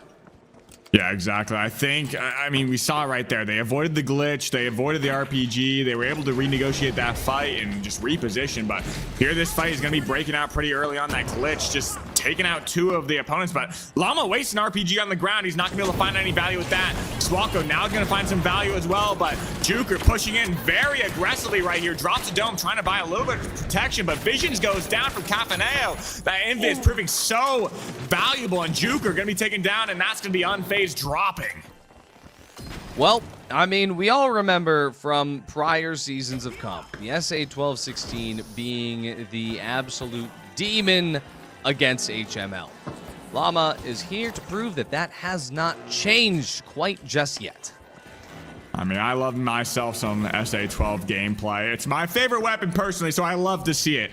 And we're going to be seeing the run back from Unfazed. They finally spawn back in a very similar location. We'll see if they take that jump pad or try and sneak in a little bit down below. But to get this box, they have to find some value. But Astrak's probably going to look for a glitch right here as they wrap around kind of close together, and using the C4 means that they're going to be very much telegraphing where they come from. The RPG goes all the way out. The Wish misses as well. The glitch doesn't find any value. The domes are both wasted. All of the util on both teams gone to the side, but Cafaneo, he's gone early. Visions, he's getting targeted. He's out first. Juker and Astrak fall off the side, but Lava and Swayco stable up on top. There's 30 seconds left on this cash out, but Juker, he's able to come back up top. They're able to get the res. No doubt Pulsar going for a res of their own accord. All 3 are back online, but not all of that util is. Pulsar, they're on the point to make sure nobody can go for a cheeky steal. Juker, he's going to be able to take out one. Calf, last alive versus Visions. Visions has to hold it. There's not a lot of time. Calf, will he be able to come around the side and find the fight? Visions misses the shot, but Calf doesn't. And even though Visions is able to get that last shot, there's no time, and box 1 goes to Pulsar. Wow, 2v1 situation at the end there, but Cafaneo finding that early pick, and it's putting it down to a 1v1. Just great patience from him, locking down that point for Pulsar. Just absolute cinema right there. Just clinical plays from Pulsar, avoiding those glitches, and that's what we need to see. They were able to avoid those glitches in that fight opener, and just able to snowball it, ultimately getting their victory there. 100%. Now, it is Unfazed that will have a slight advantage in positioning on this next vault, but as you can tell, they're trying to just keep Pulsar at bay. They do not want to be in winch range. They do not want to be in SA-12-16 range, and Visions is going to have to be a key player in that with that 357. Pulsar knows, though, they could just stand in between, because over on the library, it's kind of a hard rotate to get in, no matter if you're going to the museum or the campus, where both of these cash outs are located. This is, well, a little bit of a hard rotation unless they cut hard right, but no doubt Pulsar's already expecting that. Yeah, they do have a dash pad already set up, basically, so we'll see if this rotation comes out. There goes the dash. There goes the pad. And now we're rotating this box. Vision with that in hands. It's going to still be Pulsar in control of this map positioning, but Swalko taking a lot of damage. He narrowly gets out of there, but Astrak's trying to push aggressively, thinking he's hiding indoors, but matter of fact, he is outside, hiding behind that pole. I mean, he's got Chuck found nearby. right here with Chuck right here holding up that mesh, and does get glitched, and Chuck's going to be dropped down as well, but Astrak now in a tricky situation, but Llama going to be taken out by Visions. That Revo doing so much damage. Another missed RPG. So many missed RPGs in this game, but it's going to be Juker taken out by Swalko. 2v2 situation here as Visions finds that reset off top of Astrak. We're going to be going for that 1v1 right here. He takes out Cafaneo. No escape options, no dash in hand. He's just stuck in the mud with that invis. Swayco stalling. He throws the vault away. He knows Pulsar is going to be wiped, and he wants to make sure the Unfazed has as little time as possible once that plug gets underway. Yeah, I mean, Astrak grabbing this box, taking this zip line, may opt to just dash pad or just take a regular pad, you know, take the scenic route over to C and get this plug going. And I mean, I would like to say this is a very tricky point to push, but there's a lot of tricky ways to do it. That being said, it depends on where you spawn, because this is, we'll have to see as this box gets winched out and Unfazed up on this high ground. I don't know, Hardy. Pulsar. It's a tough one. Pulsar are going to be coming back. At least they spawn on the campus side. I feel like that run up is going to give them the most cover, just considering the rooms and the layout of the museum. But I don't know, Sensoyo. I feel like if they are trying to go from the staircase, it's not going to work out well for them. They have to get a good... I think they have a plan. Gateway. I think they have a plan. I think they're going to blow up this wall. They're going to winch it. They're winching it. And then force point. But, I mean... Maybe they're baiting him out early, just unfazed down. Wasting RPG, finally get that winch. That C4 is still on that box, but I think unfazed sitting up on that balcony as well. They're going to be able to put the pressure on as they rotate in, trying to find a glitch up on that high ground. They face check the front door! Of their own, but the winch comes out, and Juker is going to be able to put the damage down, but the there it out is! from Pulsar, and that's going to be very dangerous. Llama and Swalko take out Juker and Vision. It's just going to be Astrek left. He's going to be able to be taken out. 1v2 They're right here. staggering him. The gas to get revived quicker. Oh my goodness. They were trying to stagger Aztrak as fast as they could, but Aztrak with the gas. What a fight, Sotsoyo.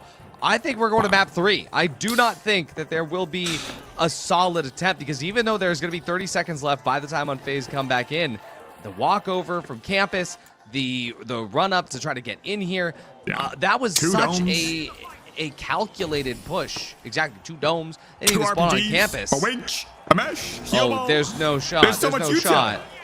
But they're gonna go for it First anyway. dome, red barrel, RPG, winch, a lot of damage. Unfazed. Unfazed as they take out Swaco. They're on it. Llama but they gonna be doing off. enough to chunk them out. It's just Aztrak, and they know it's Pulsar's map. We're going to Bernal. Suspended sponsor structures. Map 3 for this cycle 2. This is absolute insanity. I mean, Pulsar just locking down, avoiding those glitches, and able to kind of swing these fights in their favor, even when it looks like they're losing. Just so much util is the value of that double heavy. You have double RPG, just chunk away that damage on the opposing team. 2 domes to protect everyone. And I mean, it's Cafaneo sitting invis as well. I mean, beautiful shots and vision, but not gonna be enough. And that's gonna be 2 for Pulsar on this map. Wow, this has just been such an incredible series so far.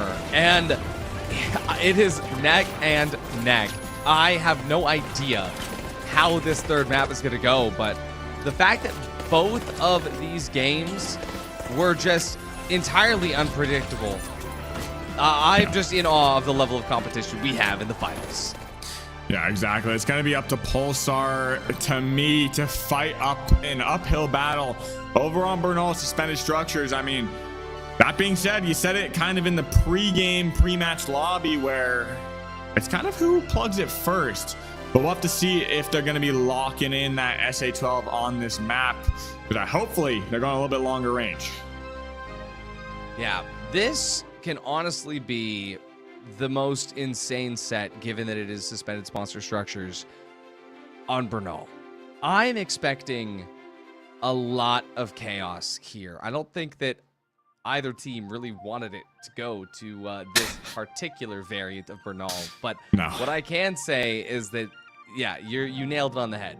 Whoever wins that vault is going to have a little bit of an easier time, but we've already seen a little bit of chaos, a little bit of, well, creativity in the dynamism shooter that is the finals, and finding some red barrels along the way to be able to drop out the cash out from the suspended sponsor structure could prove to be very good. One other thing I'm anticipating seeing, especially from Pulsar, is, well, what if we see a team waiting and blocking a cash out if they lose that vault fight? They get over to the sponsor structure cash out to say, hey, you got to go to the other one. You gotta go rotate to the other box.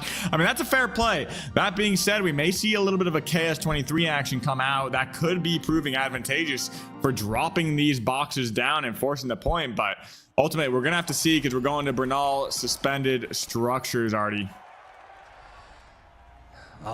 It all comes down to this. The suspended sponsor structures brought to you by our beautiful sponsors such as Disun and Isolt and Trentilla. Well, this is just an absolutely beautiful version of the arena for everybody except for the people that have to push them. Now, when we look at Vault 1, it is Pulsar that gets the advantageous position, but Unfazed, they're going to just punch right on through. Yeah, gonna be breaking that zip. It looks like Llama rocking that shack. as well. And Juker on the shack to boot as well, mirroring that matchup. But Pulsar in control of this time and space. Gonna opt to get this tap early on. I mean, double shack, it looks like, from Pulsar.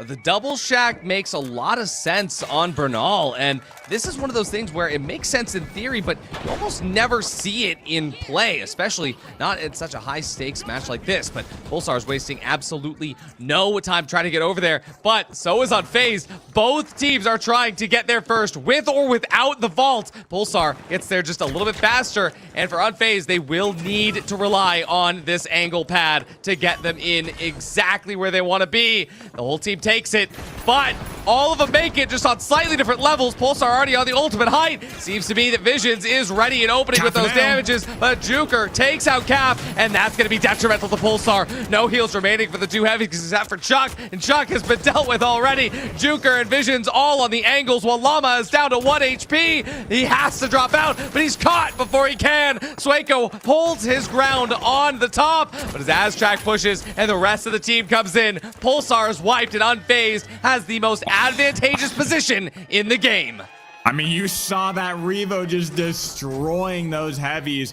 I mean, as soon as Cafaneo goes down, he's unable to just get those heals on the side of Sueco and Llama, but ultimately, this is going to be a pretty difficult push. They do have that Invis Light to be said. They may get a gateway right in on top of this point, but I think it's going to be up to Cafaneo to enable this movement. This has to be done perfectly from Caf. And as I think he's already just in his mind ready and waiting with those glitches. He knows what needs to happen in order to make sure. Wait. Is Unfazed giving them a gateway? Wait a second. Unfazed baited them out with a gateway that was going to die before they got there. And Pulsar. Here's Caf's gate. Is the gate, maybe? Is it going to get glitched? Az tried to throw one glitch. It didn't land. Got it in, but Cafaneo taking a lot of damage right there. Now going to be separated from this fight. And there's going to be an RPG going out towards Llama and Sueco. And we're going to be dropping this point all the way down. And this could be what they want, but it's going to give Aztrack a perfect line of sight with that glitch and with that 93R. And Visions does drop down to Cafaneo, whereas we need to see Pulsar do something right here, but there's going to be no opening for them, as Aztrack's just sitting up on this high ground, just doing so much damage, and ultimately holding this box for Unfazed.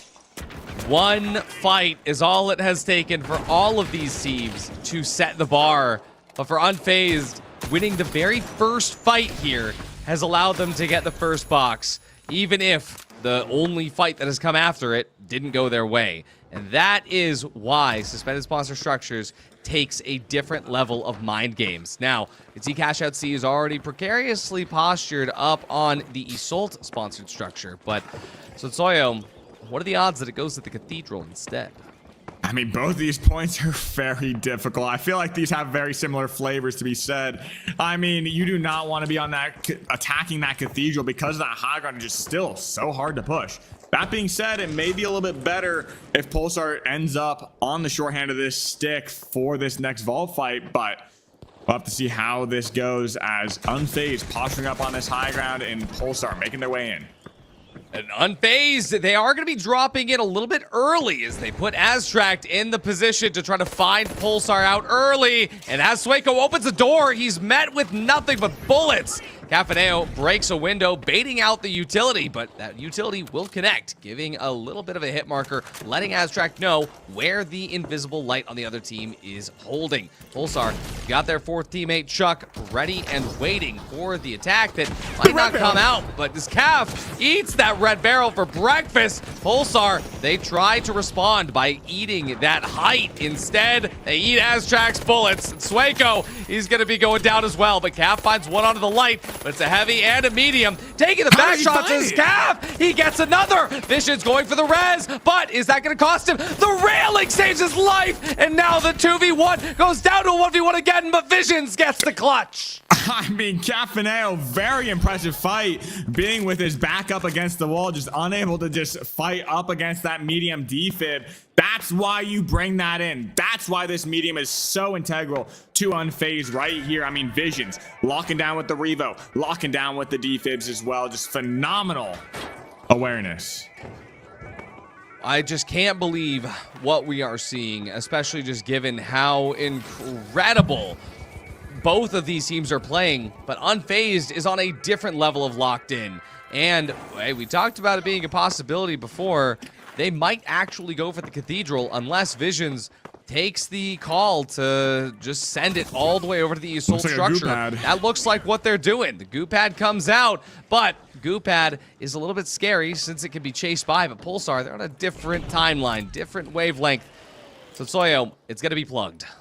This may end up actually being pretty, I mean, this may be pretty close. Look at this. Llama and Swako are going to be able to zip up over on this zip line, but it looks like it might get knocked down. They get knocked down instead away from that zip line. Calf was waiting for it, though. He had the gateway, but no, they don't need it. They just take the other one. Yeah, they get this pad right up over onto this cash out. And now they're going to be mantling up through this window, but with Unfazed up on this high ground, they're going to have to think of a plan to get back up there. Swako taking a little bit of damage, gets caught out over here, finally gets that reset from the H+ infuser, but things slow down. Things slow down. I mean, Swako wanted to use that mesh to get up, but you can't aim it all the way up that direction. Unfazed know that. Gateway here. There, Soyo, I feel like Unfazed is just waiting until the very last moment they need to. There's no reason to push this agenda until Pulsar looks for this steal, but here it comes. A glitch goes out. That's the reason why you don't want to push it. You're trying to glitch all three of them, but they do get knocked down from that RPG. Oh, Visions! And now Visions gets taken out by Swako. Beautiful shots from that shack, and now this could be their opening. Astrak now going to be looked at. Look at this. Juker finds that counter winch, but ultimately going to be taken out. But Swako finds that follow-up, and now it's 1v2. He's done this before. He gets one. Gets taken out. Astrak finds that gateway, escaping the clutches of Swako, and it's going to be the This reset. could be it. This could be it. It's going to be the very last fight if Unfazed win this. And now Astrak, he's holding the threat, but Cap swings out. The headshot is blocked. Visions has his defib. He gets him up, and Visions is going to go down. Now Astrak, he's got one chance, but no. Pulsar get the switch. There's one more box. Pulsar even things up on suspended structures. Absolute insanity. How do they do it? That was chaos. And both teams, you could tell, so sorry, the nerves are there. Oh my gosh, it came down to that reset from both teams. Who's gonna get the resurrection quicker? I mean, Cafaneo sneaking through that vent, stopping that res, just doing a beautiful job at just pacing the fight perfectly. I mean, this is gonna be it. The tension is at an all-time high for Vault 3. I don't have any chair left. I'm standing up in my room watching this, and in the virtual arena, all the fans standing on those bandstands, I know that there's no seats left for them either. So Soyo, look at how this fight is materializing. Neither team wants to push, even though they see some angle. They want to make sure everything is perfect, that their team is right with them. Unfazed, they're going to be the first to dive in. That dome is going to save them, and Visions and Az and Juker fall at once. Wow, what an opener, and that's the power of that double heavy. If you have a hair out of place, you're going to take a lot of damage. Gonna get winched in, gonna take a big RPG, a face full of those dome shields. I mean, it's just absolute chaos. You need to have your light, find those glitches. You need to have Juker winch in one of the heavies, take out Cafaneo. You need an opener. You cannot just run in without much information or at least a little bit of an advantage there. Right, you just have to find something that will work for you. And, well, for Pulsar, there's not even a consistent answer to what is consistently working for them. Sometimes they go in with the RPGs and it's eaten by Juker's domes. Sometimes Llama loses the winch battle. And sometimes Astrak doesn't get the fight. Neither of these teams are being as consistent as we usually see them, even in the first two maps. I feel like Llama and Swaka are holding hand in hand, and they are always there for each other. That is one thing that's super consistent about Pulsar. That being said, I feel like Cafaneo could possibly get picked off early on, but it looks like Pulsar may get this plug early on, but it looks like Unfazed wants to take this high ground away from them. They have the same timing. It's the same timing that we saw last time when Unfazed went with the box and Pulsar met them up at the top. This time it's Unfazed in the other position, and the winch goes both ways, but Llama dies first. Juker, he's up on the top. He's looking to try and finish the damage onto Sueco. Sueco eats the RPG, and Calf goes down. Sueco falls next, and Unfazed are going to be in control. We have one team fight remaining. Yeah, just like I said, a hair out of place and things crumble for both these teams. Their nerves are at an all-time high. And now it's on to Pulsar to make their approach back over to Cash Out D. And I mean, we talked about it before. Those in control of these suspended structures have a massive advantage. Yeah, and this is Unfazed not looking to lose like last time. They want to keep this, and they're trying to get that information as early as they can. Yeah, exactly. And we do see this fight breaking out and Unfazed sitting up on this high ground.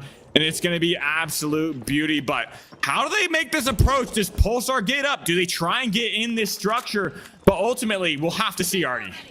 I want to see how Unfazed is going to be trying to stop them. Do they want to bait them inside first or keep them out? It seems like keeping them out is the move, but Visions takes a lot of early damage, and Aztrag utilizes the H+ on Juker instead. It's a lot of damage that keeps Calf at bay, Az is on his absolute best behavior right now, looking for that Invis light.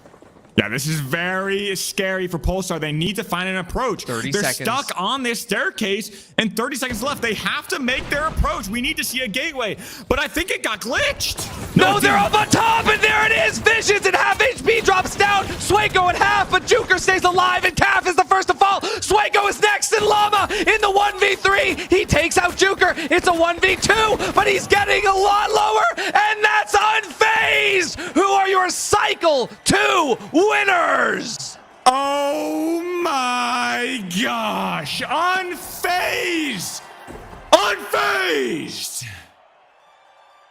As they stand on top, having faced setback after setback, roster change after roster change, Visions somehow managing to land in with one of the best heavies and one of the best lights. Aztract finding some of the best players to believe in him, and Juker finding some of the best grinders to go into the comp scene with. This is Unfazed standing tall, and this is off the back of so much hard work throughout the year. And as I said before, Aztract is one of the hungriest players in comp, and this is the culmination of so much hard work. But it's not due to a lack of trying on the side of Pulsar, as Llama, Sueco, Calf, and Spawns will go back to the drawing board, but come back with a vengeance. They've made top 8 2 cycles in a row, and no doubt we'll see them in the top 8 in cycle 3. Yeah, that being said, both of these teams must be feeling good. I mean, Unfazed especially, but I feel like the top 3 or 2 spots are just so important, Hyper. So, I mean, that was absolute chaos. Chaos is the only word to describe that final map. It went the distance, it went all the way. The scoreboard, you could flip a coin and it would fly either way. Pulsar demonstrating that their rotations are unrivaled. They can get to the site, they can get to point, they can be in the position that they want to, but at the end of the day, when push comes to shove, it is Unfazed who will triumph the way through and will find those critical kills. It is phenomenal to see. That will leave it as Unfazed as winners, Pulsar second, TBD is third, Young Guns, Envy, Anti-Q Boys, and Reason. But let's quickly reflect on how we got here. Artie, if you had said Unfazed was going to win it all today, I don't think that was on the table in my mind. Was it on the table in your mind?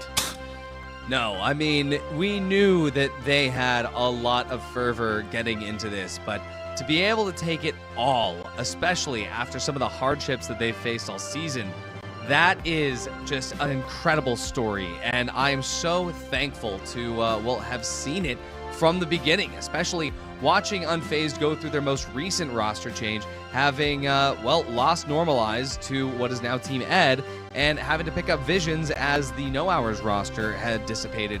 but that team gelled so quickly. And again, all three of those players are insane grinders that would not let anything get in the way of victory. Looking to stage 2, it was a matter of time before Unfazed would get their upper bracket victory, but it was Polestar who went the distance. They had to face that lower bracket, then eventually go to upper bracket 2, getting their victory there. Sensoyo, was there anything that Polestar could have done differently to change this outcome? Honestly, I think they played extremely well, given the fact that even on the maps that we thought they were going to lose on, like Sis Horizon, they actually won that. That being said, Bernal suspended structures is an absolute uphill battle for them. I mean, double heavy, they were making it look good. They were avoiding the glitches, but when push came to shove, just the pacing didn't work out. Unfazed won that last plug, essentially, because right ahead Pulsar got that plug, they were taken out. But going alongside Artie, I did not expect Unfazed to make this whole run. It definitely that was just such a great final best of 3 as well, I might add. It was intense all the way through. I was watching chat a lot of the time, and it was incredible to see your enthusiasm, the ups and downs, the emotions that were piling through. But we must see the full order. The top 8, Cycle 2. Let's have a look at that. Out on top, Unfazed will claim 100 series points as well as the prize of $2,000 US. Pulsar will find herself with 75 points and $1,000. TBD, not the run that they were hoping for, but they'll be happy. They're still in that top 3 fight with 50 points and $750. And Young Guns, with all that was pushed upon them, they were able to find 30 points and $250 in their bank account. But the biggest upset, Envy, down at 5th. Auntie Goo Boys put up a great performance, but wasn't meant to be in 6th. Maybe feeling that in 7th, but Ransom, they clutched in the top 16 to make it 8th seed. They'll be happy with 8th seed. I'm sure they could pull out a little bit more on the rest of it. It has been entertaining through and through. Artie, I don't even know what to think coming on to Cycle 3 that's coming up. But is there anything in this top 8 that you feel is either out of place or you feel is the biggest surprise of them all? Biggest surprise of them all is the Young Guns finishing in the top 4. And this is coming from a very, very heavy Young Guns supporter. And not only that, but seeing the fact that Envy, they made the top 8 this time so much easier than they did in Cycle 1, but then fell early was just not something that I had expected, especially just given the fact that if there was any time for them to not be in the top, it would have been the last time around, not this. So, looking at all this, I'm excited once we're able to get the overall leaderboard, but I guess for now, I just want to say, what a day of the finals. The finals esports really is one of the most energetic esports scenes I've ever had the pleasure to be a part of. I agree with that full-heartedly. Over the 3 regions, chaos always ensues. It's always intense, high-pressured in every sense. And Soyo, I'm going to ask the same question to you. Is there any team in this top 8 that really surprised you with their performance? Honestly, I would have expected Envy to do a little bit better, making it into that top 4 at least. I mean, Team Ed, though, I would like to shout, coming out on 3rd place. I think that roster is kind of back into full swing of things. They're looking really strong, but, I mean, the standout of Unfazed, absolute just cinema. Well, we're trying to get one of those lucky winning players into our call and have a little chat and break down what happened. But while we are trying to figure out who we're going to get into it, let's ask this question. Is Rostermania still going to continue? And if so, what would be that biggest upset if we can predict in the future? Artie, I'm going to ask that question to you because we know it's still happening. I'm going to divest this to Sonsoyo because I have signed an NDA. Fair enough. Sonsoyo, do you want to answer that question? Honestly, I don't know if roster mania is over. Ultimately, we'll have to see. I think the biggest defining factor of that is time. Well, I think you just dodged the biggest question of your lives, both of you, but the interview is ready. Production, who do we have in this lovely call? We have Stan by Luke. Welcome to the call. First of all, we have to start with the biggest congratulations. You've made it all the way. Give me that raw amount of how you're feeling.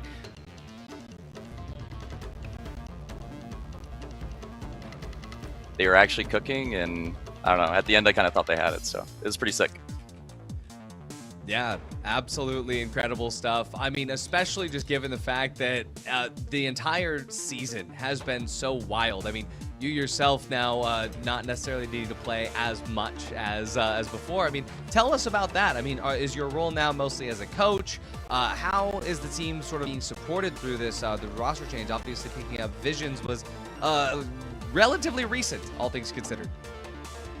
Yeah, my team's all been on vacation for the entire cycle 2, so I just decided to sub for them. And then now I guess I'm just coaching, and I don't know. I guess we'll see what happens in the future, because the roster mania came up and nobody really knows what's happening, and now that they won, we'll see if they keep teaming. I don't know. Yeah, they're looking pretty strong, and big congratulations. If you are in that coaching role, I think you're doing a pretty good job at that, offering that support. I'm working hard. I'm working hard. What do you think of that role of HML in this current meta? Like, it's working out for Unfazed, and it's working out for a few teams, but that Revo really shining. I think it was kind of rough for a bit, but ever since the Infuser nerf, I think it's a little bit better, and I feel like those teams are starting to shine like a little bit more. Double Light's really good, but if you get one pick, it's like kind of hard for them to win in 3v3. They don't have the Defender coin, so yeah. I don't know. It kind of goes back in HML's favor a little bit. Well said. Hyper? Actually, Artie, you got one more? Yeah, absolutely. I want to ask you specifically about Aztract. I mean, we always know that Aztract is out there grinding his heart out, and I want to ask what it's like having him on the team. A player like Aztract that just wants every single thing to just be towards getting better, getting the best possible position he can in the game. What is it like having somebody with that fervor? I think it's really good for everybody. I feel like he lifts everybody around him because he just like wants it the most out of anybody. He's on every day. He hasn't been recently because he's sick. This was kind of his flu game tourney, so shout out to him for that. But yeah, he's just the type of teammate that just lifts everybody up around him, and he's really showing out today, so he's a great player. Now, with Cycle 2 now officially over, I'm sure your mindset's going to immediately go Cycle 3. What is that progress of, what's that thought process to go from 2 to 3? What do you have planned and cooked for us? Just keep scrimming, keep trying to get Az to stop wasting his dashes, and get the boys to work on their rotations, and we'll dominate. Perfect. I love that indeed. While I have you on here, is there anything you want to say to the fans? Shout out to everybody that supports us. Shout out to Envy for somehow losing, and shout out to Belize for alt F4ing. That's why I'm here today, so let's go. Thank you, Stand By Luke. Have a great rest of your night. Do celebrate hard, and we'll see you in the next cycle. Well, boys, we'll be celebrating. See you later, guys. See ya. Well, it is finally done and dusted. We have got through the entirety of Cycle 2. Let's get our closing thoughts. Sunsoyo, let's start off with you. Would you say this is better than Cycle 1? I think it was an absolute cinema. I mean, Cycle 1 and Cycle 2, I think as things change overall, it's just absolute fantastic to see the meta kind of shift away from that double light a little bit and see a lot more variety. But we're going to see between now and Cycle 3 a big major shakeup with that new season. So I'm excited for everything coming out. Before I get to you, Ardy, I have some very, very big news. Shall we go and see what shakeup we have? And here it is, the leaderboard as it stands. Unfazed will jump to the top. We called that out very early on that they were guaranteed, but they have pulled themselves a lovely 30-point advantage. Envy able to hold on to that second, but Pulsar jumping all the way up to third, just ahead of Team ED. That top 4 looking spicy and close as ever. Artie, I'll give you the floor. Break that down for me. What were you seeing from this top 8? Well, I mean, as a reminder, at the end of all 4 cycles, whatever team has the most points will get a direct invite to TGM26. Places 2 through 4 will have a direct invite to the closed quals. 2 through 5, direct invite to the closed quals. And 6 through 9 will have a nice little bonus in the open quals. And so what I see here is that Unfazed has the chance to topple the Titans. And no doubt, most of the teams you see here will be getting looked at by orgs who want to enter the finals esports. And for all of these players, this is a great leaderboard to be on. But it's not solved yet. We're only halfway done with the TGM Online series as 2 more cycles remain. And so it is yet to be seen who will be crowned kings and get to skip the open and closed walls. I see 5 names up on there, 5 teams that are currently in the shot of that golden ticket. Let's fully wrap these things up. Artie, final thoughts. Final thoughts is that the finals esports is amazing, and I have to say that season 10 was one of the most fun seasons for comp, and I don't think that there's many people that would disagree with me there. As we get ready for season 11, I'm excited to see what Cycle 3, Cycle 4, and the Open qualifiers have in store. Sunsoya, what about you?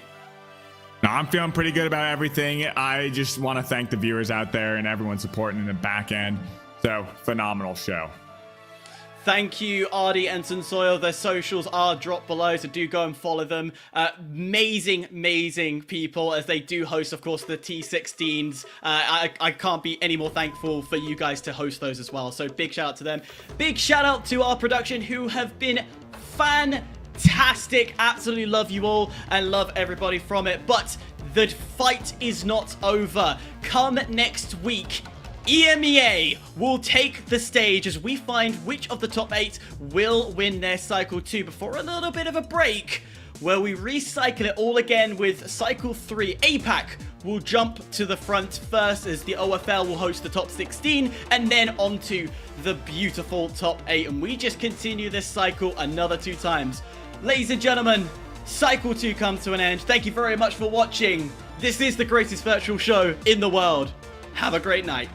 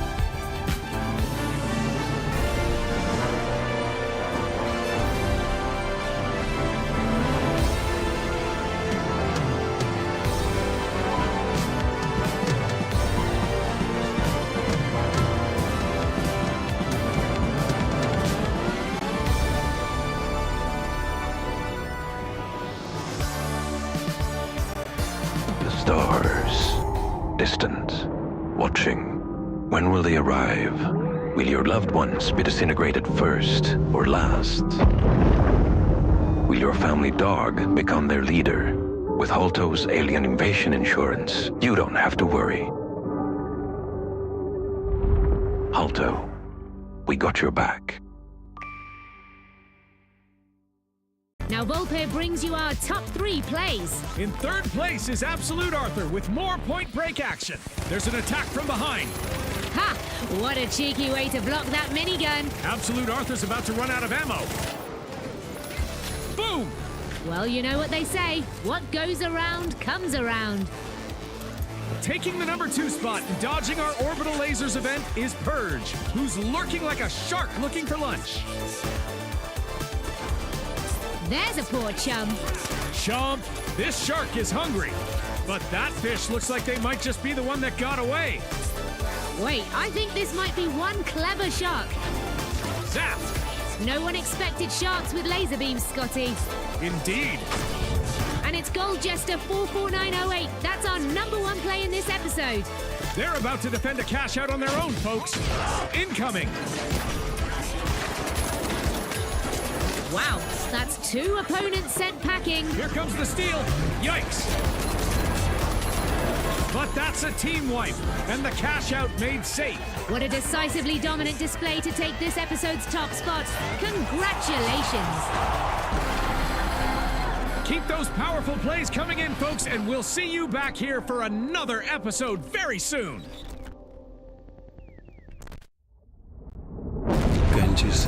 The real world can be unfriendly, misleading,